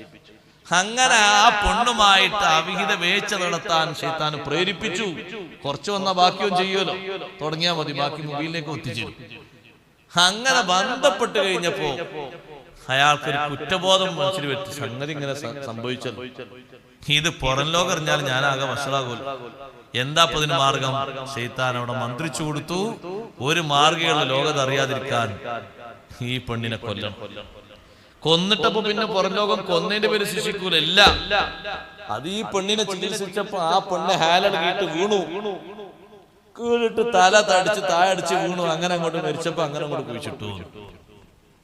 അങ്ങനെ പറഞ്ഞാ മതി എന്നുള്ള വളവും പറഞ്ഞു. അങ്ങനെ സംഗതി ആ രാത്രി തന്നെ അങ്ങനെ ചെയ്തു. അങ്ങനെ മറവ് ചെയ്യുന്ന സമയത്ത് ആ പെണ്ണിന്റെ ശരീരത്തിന്റെ വസ്ത്രത്തിന്റെ ഒരു ഭാഗം കുടീന്റെ പുറത്തേക്ക് പതുക്കെ ശൈത്താൻ വലിച്ചു വെച്ചിരുന്നു. ഒരു ഭാഗം ശൈത്താന്റെ വക്രതയാണ്, ഇബ്ലീസിന്റെ വക്രതയാണ്, വലിച്ചു വെച്ചിരുന്നു. അങ്ങനെ ഈ 3 സഹോദരങ്ങൾക്ക് ശൈത്താൻ സ്വപ്നം കാണിച്ചു. നിങ്ങളെ ട്രീറ്റ്മെന്റിന് കൊണ്ടുപോയി നിർത്തിയതാണ്, പക്ഷെ ആ പെങ്ങൾ വഞ്ചിക്കപ്പെട്ടിട്ടുണ്ട്. അവർക്ക് വിശ്വസിക്കാൻ കഴിഞ്ഞില്ല. രാവിലെ എണീറ്റപ്പോ എല്ലാവരും പറഞ്ഞു, ഈ കണ്ട സ്വപ്നം ഞാനും കണ്ടു, ഈ കണ്ടോ ഞാനും കണ്ടു. 3 ആളും പരസ്പരം കണ്ടു. പെങ്ങള് വഞ്ചിക്കപ്പെട്ടു. നമ്മൾ ചികിത്സിക്കാൻ വേണ്ടി വഞ്ചനൊന്നും ഉണ്ടാവില്ല, അത് പുറത്തെ കണ്ടേക്ക് കൂട്ടി. 2ാമത്തെ ദിവസവും കുറച്ചുകൂടി ഗൗരവമായ രീതിയിൽ സ്വപ്നം കാണിച്ചു. 3ാമത്തെ ദിവസവും കണ്ടപ്പോ അവർ അന്വേഷിച്ചു വന്നു, പെങ്ങളെവിടെ, പെങ്ങള് എവിടെയെന്ന് ചോദിച്ചു വന്നപ്പോ ഇയാൾ പൊട്ടിക്കരഞ്ഞു പോയി. ഈ ഭാഗത്ത് എടുക്കുന്ന മനുഷ്യൻ, പെങ്ങള് ഞാൻ ചികിത്സിച്ചപ്പോ പെങ്ങള് തല തല്ലി അങ്ങനെ മരണപ്പെട്ടു പോയി. അപ്പൊ ശൈത്താൻ അന്നത്തെ ദിവസം രാത്രി കാണിച്ചു കൊടുത്തു, അതയാൾ പറയുന്ന നുണയാണ്. ആ പെങ്ങളെ ശരീരം എടുത്ത് പരിശോധിച്ചാൽ നിങ്ങൾക്ക് ശരിക്ക് തിരിയും. ആ പെങ്ങളെ ശരീരത്തിൽ എവിടെയും ഒരു മുറിപ്പാടുകളില്ല. ഇദ്ദേഹം വെട്ടിക്കൊലപ്പെടുത്തിയതാണ്. ശരിക്കാൾ ചോദിച്ചാൽ അറിയും. പെങ്ങളെ ശരീരം അടക്കം ചെയ്ത സ്ഥലം വരെ കാണിച്ചു കൊടുത്തു. ചെറിയൊരു വസ്ത്രത്തിന്റെ ഭാഗം അവിടെ വലിച്ചാൽ കിട്ടുന്നുണ്ട്. അപ്പൊ അവര് പോയി മാന്തി വലിച്ചു നോക്കിയിട്ട് ഇയാളെ പിടിച്ചു കെട്ടിയിട്ട് സത്യം ചോദിക്കാം, സത്യം ചെയ്യാൻ പറഞ്ഞു. സംഗതി എന്താ സത്യം പറഞ്ഞു, എന്നാ വിട്ടുതരാം, അല്ലെങ്കിൽ നിന്നെ കൊല്ലുന്നു. നേർക്ക് നേരുള്ള സത്യം പറഞ്ഞിട്ട് ഇതാണ് സത്യം, ഇങ്ങനെ ഉണ്ടായത്. അങ്ങനെ സംഭവിച്ചില്ലേ, എന്നാ നിന്നെ കൊല്ലുന്നെ വേണമെന്ന് അവർ തീരുമാനിച്ചു. സത്യം പറഞ്ഞാൽ വിടുന്ന പറഞ്ഞത് വിട്ടില്ല. കൊല്ലാൻ വേണ്ടി ഇങ്ങനെ കടിമരത്തിലേക്ക് ഇങ്ങനെ കയറ്റിയപ്പോ ശൈത്താൻ ഇങ്ങനെ പ്രചന്ന വേഷത്തിൽ വന്നിട്ട് നിങ്ങളെ രക്ഷപ്പെടുത്താൻ എനിക്ക് കഴിയൂ, അങ്ങക്കാണ് ഇങ്ങക്ക് എന്താ വേണ്ടത്? ഒന്നും വേണ്ട, എനിക്കൊരു സുജൂദ് ചെയ്യണം. ഇവിടുന്നോ എന്റെ തല മേലോട്ടും താഴോട്ടും ഇങ്ങനെ ഈ ആക്കാൻ പറ്റുന്നത് ഇവിടുന്ന സുജൂദ് ചെയ്യണത്. ഒറ്റ കാര്യം, നിങ്ങൾ സുജൂദ് നീയത്താക്കി തലൊന്ന് കുഞ്ചാൽ മതി. ഒന്ന് കുഞ്ചപ്പോ പറഞ്ഞു, രണ്ട് കൈ കൊണ്ട് കൊട്ടിയിട്ട് ആഹ്ലാദിച്ചിട്ട് ഞാനും നീയും തമ്മിലൊരു ബന്ധമില്ല, ഞാൻ പോവാ. ആ മനുഷ്യനെ കാഫിറാക്കുന്ന ഒരു അവസ്ഥയിലേക്ക് വരെ എത്തിച്ചിട്ട് അവസാനം കാലുവാരി. ഇതാണ് യഹൂദികളെ നിങ്ങളെ കൂടെ കൂടിയിട്ട് തുരുപ്പുണ്ടാക്കുന്ന മുനാഫിക്കുകളുടെ പരിപാടി.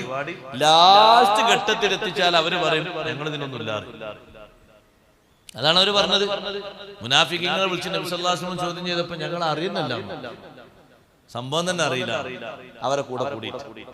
ഈ ഉദാഹരണങ്ങളടക്കം ഇപ്പോൾ ഈ പർവ്വതത്തിനെ പറ്റി പറഞ്ഞത് ഉമ്മത്തിൽക്കെല്ലാം സാൽ ഖുർആനിലുള്ള ഉപമകളൊക്കെ ചർച്ച ചെയ്യുകയാണെങ്കിൽ വ്യത്യസ്ത ഉപമകളുണ്ട്. ഈമാനും കുഫറും നിഫാഖും ഈമാനും തമ്മിൽ ബന്ധപ്പെടുത്തിയിട്ട് അല്ലാഹു തആല ഒരുപാട് ഉദാഹരണങ്ങൾ. സൂറത്തുൽ കഹ്ഫിൽ തന്നെ എത്ര ഉദാഹരണങ്ങളുണ്ട്. വദ്രിബ് ലഹും മസല റജുലൈൻ, ഒരു പേജ് പറയുന്നത് മൂമിനായ മനുഷ്യന്റെയും കാഫിറായ മനുഷ്യന്റെയും ഉദാഹരണങ്ങളാണ്. കാഫിറിന് ഇവിടെ വലിയ ലാഭമാണ്, വലിയ ലാഭക്കച്ചവടാണ് ദുനിയാവ്. മൂമിനായ മനുഷ്യന് പ്രയാസപ്പെട്ട് സഹിച്ച് ഇല്ലായ്മയിൽ നമുക്ക് ഉണ്ടാക്കി ഒപ്പിച്ചങ്ങനെ ജീവിച്ചു പോകാൻ. പക്ഷെ അവനവന്റെ സമൃദ്ധിയിലായിട്ട് എന്നും ഇതിങ്ങനെ ഉണ്ടാകുന്നുള്ള പൂതിയിലാണ് ജീവിച്ചു പോകുന്നത്. കുറച്ച് കഴിയുമ്പോ അത് അവസാനിക്കുന്നു, ഒന്നും കിട്ടാത്തവനാകുന്നു. മൂമിനായ മനുഷ്യന് എന്നും ഉണ്ടാവുന്നുള്ള ആൾക്കല്ല. അവനെന്താ ചിന്തിക്കുന്നത്? ആഖിറത്തിലെത്തിയാലും അല്ലാഹു തആല ഞാൻ ഇവിടെ സഹിച്ച സഹനത്തിന് ക്ഷമക്ക് അല്ലാഹു എനിക്ക് പകരം തരും, ഇവിടത്രേ എനിക്ക് കിട്ടുള്ളൂ. ആ വിചാരത്തിലാണ് അവൻ കഴിയുന്നത്. ആ ഉദാഹരണം സൂറത്തുൽ കഹ്ഫിൽ പറയുന്നുണ്ട്. ഭൗതിക ജീവിതത്തിന് അല്ലാഹു ഉപമിച്ചിട്ടുണ്ട് നല്ല മഴയോട്. ആ മഴ കൊണ്ടുണ്ടാക്കിയ കൃഷിയിടത്തിനോട്. ആ കൃഷി എല്ലാവരുടെയും കണ്ണിൽ സ്ഥാനം പിടിച്ചു പറ്റി. കുറച്ചു കഴിഞ്ഞ് ഒരു മാസം കഴിഞ്ഞപ്പോഴേക്കും മൂപ്പത്താ നേരത്തിൽ കാറ്റ് വന്ന് ആ കാറ്റിൽ കൃഷിനാശം സംഭവിച്ചു. ദുന്യാവിന്റെ ഉദാഹരണം അങ്ങനെയാണ്. അതങ്ങനെ നല്ല അലങ്കരിച്ചു നിൽക്കും, പക്ഷെ സ്ഥിരമായിട്ടുണ്ടാകൂല. കുറച്ചു കഴിഞ്ഞാൽ തീരും. ആഖിറ അങ്ങനല്ല. ആഖിറത്തിലുള്ള സുഖം ഒരു വകഭേദവും വരാതെ എപ്പോഴും ഒരേ അവസ്ഥയിൽ ഉണ്ടാകും. ദുന്യാവിനെ ആഖിറ അല്ലാഹു ഉദാഹരിച്ചു. വദ്രിബ് ലഹും മസല ഹയാത്തി ദുനിയ എന്ന് ഓർമ്മിച്ചു. ഖുർആന്റെ ഉപമകളൊക്കെ ഇരുത്തി ചിന്തിപ്പിക്കാൻ മാത്രം മതിയായതാണ്. നദ്രിബുഹാ ലിന്നാസ് ലഅല്ലഹും യതഫക്കറൂൻ, ജനങ്ങൾക്ക് നാം അത് വിശദീകരിച്ചു കൊടുക്കുന്നു, അവർ ചിന്തിക്കാനും ബോധമുള്ളവരാകാനും. ഒരു കാര്യം കൂടി പറയട്ടെ, സമയമായിട്ടുണ്ട് ഇൻഷാ അല്ലാഹ്. ബഹുമാനപ്പെട്ട ഹബീബ് റസൂലുള്ളാഹി സ്വല്ലല്ലാഹു അലൈഹി വസല്ലം തങ്ങൾ സ്വഹാബത്തിന് ഓതിക്കൊടുത്തല്ലോ ലൗ അൻസൽന. ഈ ലൗ അൻസൽനയുടെ ഈ വിഷയം ഇത് ഓതുന്ന ആളുകൾ മുഴുവനും ശ്രദ്ധിക്കേണ്ട ഒരു കാര്യമുണ്ട്. നമ്മളെ ശരീരത്തിന് എവിടെ അസുഖം വന്നാലും ആ അസുഖമായിട്ട് ബന്ധപ്പെട്ടതാണല്ലോ നമ്മുടെ ബ്രെയിൻ, അല്ലെ? തലച്ചോറ് അറിയാക്കോ? കാലിൽ അസുഖം വന്നാലും തല അറിയില്ലേ? കയ്യിൽ അസുഖം വന്നാലും തല അറിയും. കക്ഷത്ത് അസുഖം വന്നാലും ആരറിയും? തല അറിയും. എവിടെയും ബോധമുണ്ടല്ലോ, അറിയല്ലോ, തല അറിയും. അതുകൊണ്ട് ലൗ അൻസൽന ഓതുന്ന ആളൊക്കെ തലയിൽ കൈവച്ച് ഓതണം. ബഹുമാനപ്പെട്ട ഇദ്രീസ് ഇബ്നു അബ്ദുൽ കരീം അൽ ഹദ്ദാദ് റളിയല്ലാഹു അൻഹു പറയുന്നു, ഞാൻ എന്റെ ഉസ്താദ് ഖലഫ് എന്നവരെടുത്തു വെച്ച് സൂറത്തുൽ ഹശ്ർ ഓതി. ലൗ അൻസൽനാ ഹാദൽ ഖുർആന എന്ന ആയത്തെത്തിയപ്പോൾ മഹാനവറുകൾ പറഞ്ഞു, ഖലഫ് എന്ന എന്റെ ഉസ്താദ് പറഞ്ഞു, ലഅ യദക അലാ റസിക്, കൈ തലയിൽ വെക്കണം. കാരണം എന്റെ ഉസ്താദിന്റെ അടുത്ത് വെച്ച്, ആ ഉസ്താദിന്റെ പേര് സലീം എന്നാണ്, എന്റെ ഉസ്താദിന്റെ അടുത്ത് വെച്ച് ഞാൻ ഇത് ഓതിയപ്പോ എന്നോട് പറഞ്ഞു ലൗ അൻസൽന എത്തിയപ്പോൾ തലയിൽ കൈവെക്കണം. ആ ഉസ്താദ്, അവരുടെ ഉസ്താദ് ആമശ് റളിയല്ലാഹു അൻഹു ഓതി കൊടുത്തപ്പോൾ ഈ ആയത്തെത്തിയപ്പോൾ പറഞ്ഞു ലാ യദക അലാ റസിക്, കൈയെടുത്തിട്ട് തലയിൽ വെക്കണം. എന്നിട്ട് ആ ഉസ്താദ് പറയാണ്, എന്റെ ഉസ്താദ് യഹ്യ ഇബ്നു വസ്താബിന്റെ അടുത്ത് വെച്ച് ഞാൻ ഓതിയപ്പോൾ അവരും എന്നോട് പറഞ്ഞു കൈയെടുത്തിട്ട് തലയിൽ വെക്കണം. ആ ഉസ്താദ് യഹ്യ ഇബ്നു വസ്താബ് പറയുന്നു, ഞാൻ അൽഖമ റളിയല്ലാഹു അൻഹുവിന്റെ അടുത്ത് വെച്ച് ഓതിയപ്പോൾ ഈ ആയത്തെത്തിയപ്പോൾ എന്നോട് പറഞ്ഞു കൈയെടുത്ത് തലയിൽ വെക്കണം. അൽഖമ റളിയല്ലാഹു അൻഹു പറയുന്നു, അബ്ദുല്ലാഹി ഇബ്നു മസ്ഊദ് റളിയല്ലാഹു അൻഹുവിന്റെ അടുത്ത് വെച്ച് ഞാനത് ഓതിയപ്പോൾ ഈ ആയത്തെത്തിയപ്പോൾ എന്നോട് പറഞ്ഞു ലാ ഐദിയകുമാ അലാ റൂസികുമാ. അവിടെ എങ്ങനെയുള്ളത്? രണ്ട് കൈയും തലയിൽ ഇങ്ങനെ വെക്കണം ലൗ അൻസൽന ഓതുന്ന സമയത്ത്. എന്നിട്ട് അബ്ദുല്ലാഹി ഇബ്നു മസ്ഊദ് തങ്ങൾ പറയുന്നത് ഫഇന്നി ഖറഅതു അലൻ നബി സ്വല്ലല്ലാഹു അലൈഹി വസല്ലം, ഞാൻ നബി തങ്ങളുടെ അടുത്ത് വെച്ച് ഈ ആയത്ത് ഓതിയപ്പോൾ എന്നോട് പറഞ്ഞു ലാ യദക അലാ റസിക അബ്ദുല്ലാഹ്, കൈ തലയിൽ വെക്കണം. ഫഇന്ന ജിബ്രീൽ അലൈഹിസ്സലാം ഈ ആയത്തുമായിട്ട് എൻ്റെ അടുത്തേക്ക് വന്നപ്പോൾ എന്നോട് പറഞ്ഞു ലാ യദക അലാ റസിക, കൈ തലയിൽ വെക്കണം നബിയെ. ഫഇന്നഹാ ശിഫാഉൻ മിൻ കുല്ലി ദാ, ലൗ അൻസൽന, എല്ലാ രോഗത്തിനുമുള്ള ശിഫയാണ് ഇല്ല സഅം, സഅം ഒഴികെ. വസ്സഅം വൽ മൗത്ത്, മരണ രോഗമല്ല, അതുകൊണ്ട് ചികിത്സിച്ചിട്ട് കാര്യമില്ല. മരണരോഗമല്ല, മരണരോഗമല്ല.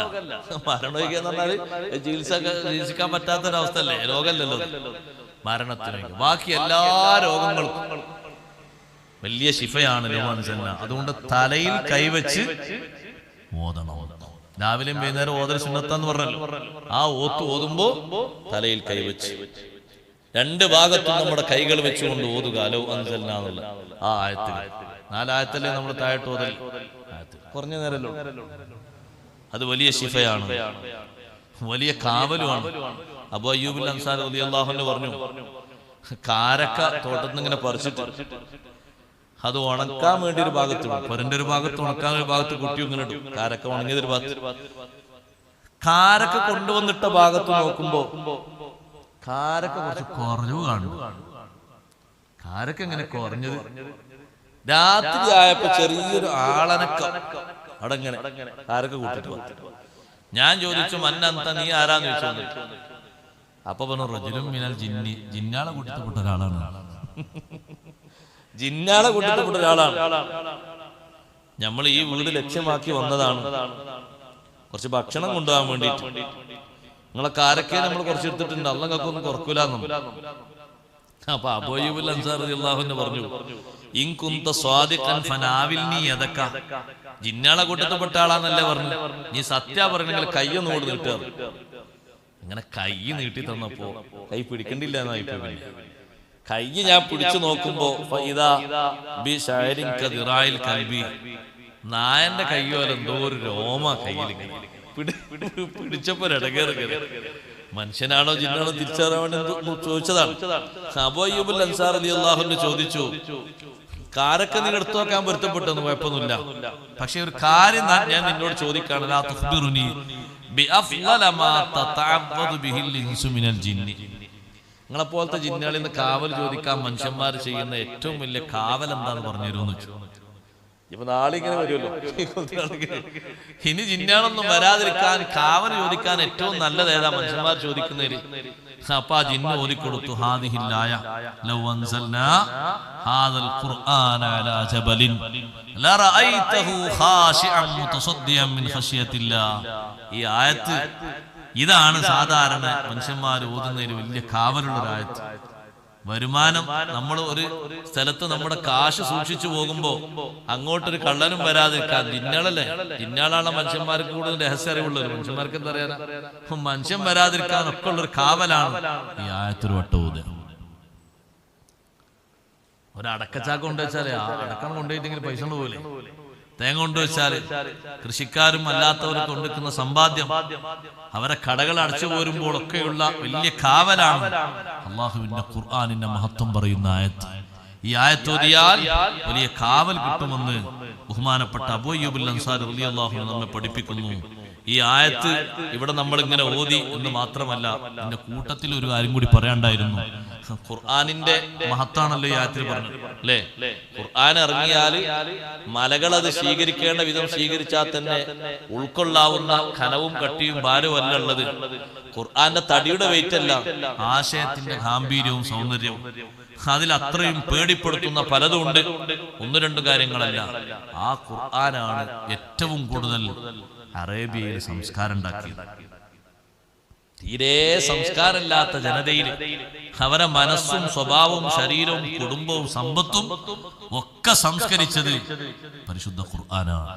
ഒരുപാട് പോക്കിരികളെ, ധിക്കാരികളെ, രാജാക്കന്മാരെ, ഒരുപാട് ആളുകളെ നിന്ന നൃത്തത്തിന്ന് വളരെ വിനയത്തിലേക്ക്, താഴ്മയിലേക്ക്, സുന്ദരമായ ജീവിതത്തിലേക്ക് വഴി നടത്തിയത് അള്ളാഹുവിന്റെ ഖുർആനാണ്. ഖുർആൻ സ്വാധീനിച്ചതുപോലെ ലോകത്ത് അള്ളാഹുവിന്റെ മറ്റൊരു കിതാബും ജനങ്ങളിൽ സ്വാധീനിച്ചിട്ടില്ല. അതുകൊണ്ട് ആ വിശുദ്ധ ഖുർആൻ നമ്മുടെ ഏറ്റവും ഹൃദയത്തോട് ചേർത്ത് പിടിച്ചു. ഖുർആൻ പഠിച്ചതൊന്നും വെറുതല്ല. നമ്മുടെ കൂട്ടത്തിൽ, നമ്മുടെ മലബാറിലും നമ്മുടെ നാട്ടിലൊക്കെ ഉള്ളൊരു മാത്രമാണ് യാസീൻ അറിയാത്തവർ കുറവായിരിക്കും. എല്ലാവർക്കും യാസീൻ അല്ലേ? ചെറിയ സൂറത്തുകളൊന്നും അറിയാത്ത ആളുകൾ ഉണ്ടാവില്ല. യാസീനൊക്കെ എല്ലാതും കാണാതെ പഠിക്കും. നീ ഓതിയിട്ടെങ്കിലും പഠിക്കും. അത് വലിയൊരു മഹത്താണ്. ഖുർആനെന്ന് കുറച്ചെങ്കിലും, ഖുർആന് തീരെ കൽബിലില്ലാത്തൊരു മനുഷ്യൻ കൽബൈത്തിൽ ഖരിബി തകർന്നു കൂടുപോലെ താമസിക്കാൻ പറ്റില്ലല്ലോ. തകർന്നു കൂടുപോലെ എന്ന ഹദീസിലുള്ളത്. ഒരു തുള്ളി, ഒരു ഫാത്തിഹ അറിയില്ല, ഖുൽ ഹുവല്ലാഹു അറിയില്ല, ഒരു യാസീൻ അറിയില്ല, ശൂന്യമായ കൽബ്. മുസ്ലിമാണ്, പക്ഷെ തകർന്നു കൂടുപോലെ എന്ന് പറഞ്ഞ സ്ഥാനമല്ല. തകർന്നു വീട്ടിൽ താമസിക്കും. അതുപോലെയാണ് അവന്റെ ഉദാഹരണം എന്ന് പറഞ്ഞു. വലിയൊരു മഹത്താണ് ഖുർആൻ പഠിക്കുന്നത്, ഖുർആൻ ഓതുന്നത് വലിയ കാവലാണ്. ഒരുപാട് ആളുകൾക്ക് സ്വാധീനം നൽകി. ഉമർ ബിൻ ഖത്താബ് റളിയല്ലാഹു അൻഹു പോലും സ്വാധീനിപ്പിച്ചത് വിശുദ്ധ ഖുർആനല്ലേ. വിധങ്ങൾ വഫാത്തായപ്പോൾ ഉമർ റളിയല്ലാഹു അൻഹു മട്ട് മാറിയില്ലേ? ഉമർ റളിയല്ലാഹു അൻഹു വിധങ്ങളോടുള്ള ഇഷ്ക് കൊണ്ട്, ഹുബ്ബ് കൊണ്ട്, അനുരാഗം കൊണ്ട് ഉമർ റളിയല്ലാഹു അൻഹു ചിന്തിക്കുന്നത് ഹബീബായ തങ്ങൾ വഫാത്താകെ അങ്ങനെ നടന്നൂന്നോ സമ്മതിക്കാൻ കഴിയില്ല. ഉമർ റളിയല്ലാഹു അൻഹുവിന്റെ മനസ്സിന്റെ അവസ്ഥ ഹുബ്ബ് കൊണ്ടാണ്. നമ്മളാരും വീക്ഷിക്കേണ്ട, കരുതേണ്ട ഉമർ റളിയല്ലാഹു അൻഹു വേറൊരു ജുനൂനിന്റെ അവസ്ഥ എത്തിയെന്നല്ല. ഉമർ റളിയല്ലാഹു അൻഹുവിന്റെ ഇഷ്ക്, ഉമർ റളിയല്ലാഹു അൻഹുവിന്റെ ആഗ്രഹവും ഉമർ റളിയല്ലാഹു അൻഹുവിന്റെ താല്പര്യവും അനുരാഗവും ഏറ്റവും ഉയർന്ന സ്റ്റേജിലെത്തിയ അവസ്ഥയാണ്. അതുകൊണ്ടാണ് അങ്ങനെ ചോദിച്ചത്. ആ ഉമർ റളിയല്ലാഹു അൻഹു മയപ്പെടുത്താൻ സിദ്ദീഖ് റളിയല്ലാഹു അൻഹു ഉപയോഗിച്ചത് എന്താ? അങ്ങനെ വാളോണ്ടൊന്നും ഉമർ റളിയല്ലാഹു അൻഹു മയപ്പെടുത്താൻ കഴിയൂല. ഉമർ റളിയല്ലാഹുവിന്റെ കയ്യിലുണ്ട് വാള്. കയ്യിലുള്ള വാള് താഴെ വീണ് ഒരു ശരിയായ ബോധത്തിലേക്ക്, ഒരു അവസ്ഥയിലേക്ക്, ജനങ്ങൾക്കിടയിൽ കാര്യങ്ങൾ തിരിച്ചറിഞ്ഞ് ചെയ്യാൻ പറ്റുന്ന ഒരു അവസ്ഥയിലേക്ക് ഉമർ റളിയല്ലാഹു അൻഹു മാറ്റിയത് പരിശുദ്ധ ഖുർആനിന്റെ ഒറ്റ ആയത്താണ്. വമാ മുഹമ്മദുൻ ഇല്ലാ റസൂലുൻ ഖദ് ഖലത് മിൻ ഖബ്ലിഹിർ റസൂൽ അഫഇൻ മാത ഔ ഖുതില ഖലബതും അലാ അഖാബികും ومن ينقلب على عقبيه فلن يضر الله شيئا وسيجزي الله الشاكرين. ആ ആയത്ത് അങ്ങോട്ട് ഓതിയപ്പോൾ ഉമർ റളിയല്ലാഹു അൻഹുവിന്റെ കയ്യിൽ നിന്ന് ഘടകം വാള് വീണുപോയി. താഴെ വീണുപോയി. ഉമർ റളിയല്ലാഹു അൻഹു ഞെട്ടി ഉണർന്നതുപോലെ മനസ്സിന് ഏറ്റിരുന്ന ആ ഒരു താപം, ആ ഒരു അവസ്ഥ, അതിന് ശരിക്കൊരു നിലനിൽപ്പ്, നല്ലൊരു പക്വത കൊടുത്തത് പരിശുദ്ധ ഖുർആനാണ്. ഉമർ റളിയല്ലാഹു അൻഹു പിന്നെ പറയലുണ്ട്, ആ ആയത്ത് അപ്പ ഇറങ്ങിയതാണോ ചിന്തിച്ചു പോയി. ആയത്തപ്പ ഇറങ്ങുന്നല്ലോ, നിങ്ങൾ വഫാത്തായി പോയില്ല. അപ്പൊ എത്രയാണ് ഖുർആനിന്റെ സ്വാധീനം, അത് പറഞ്ഞാൽ തീരുക.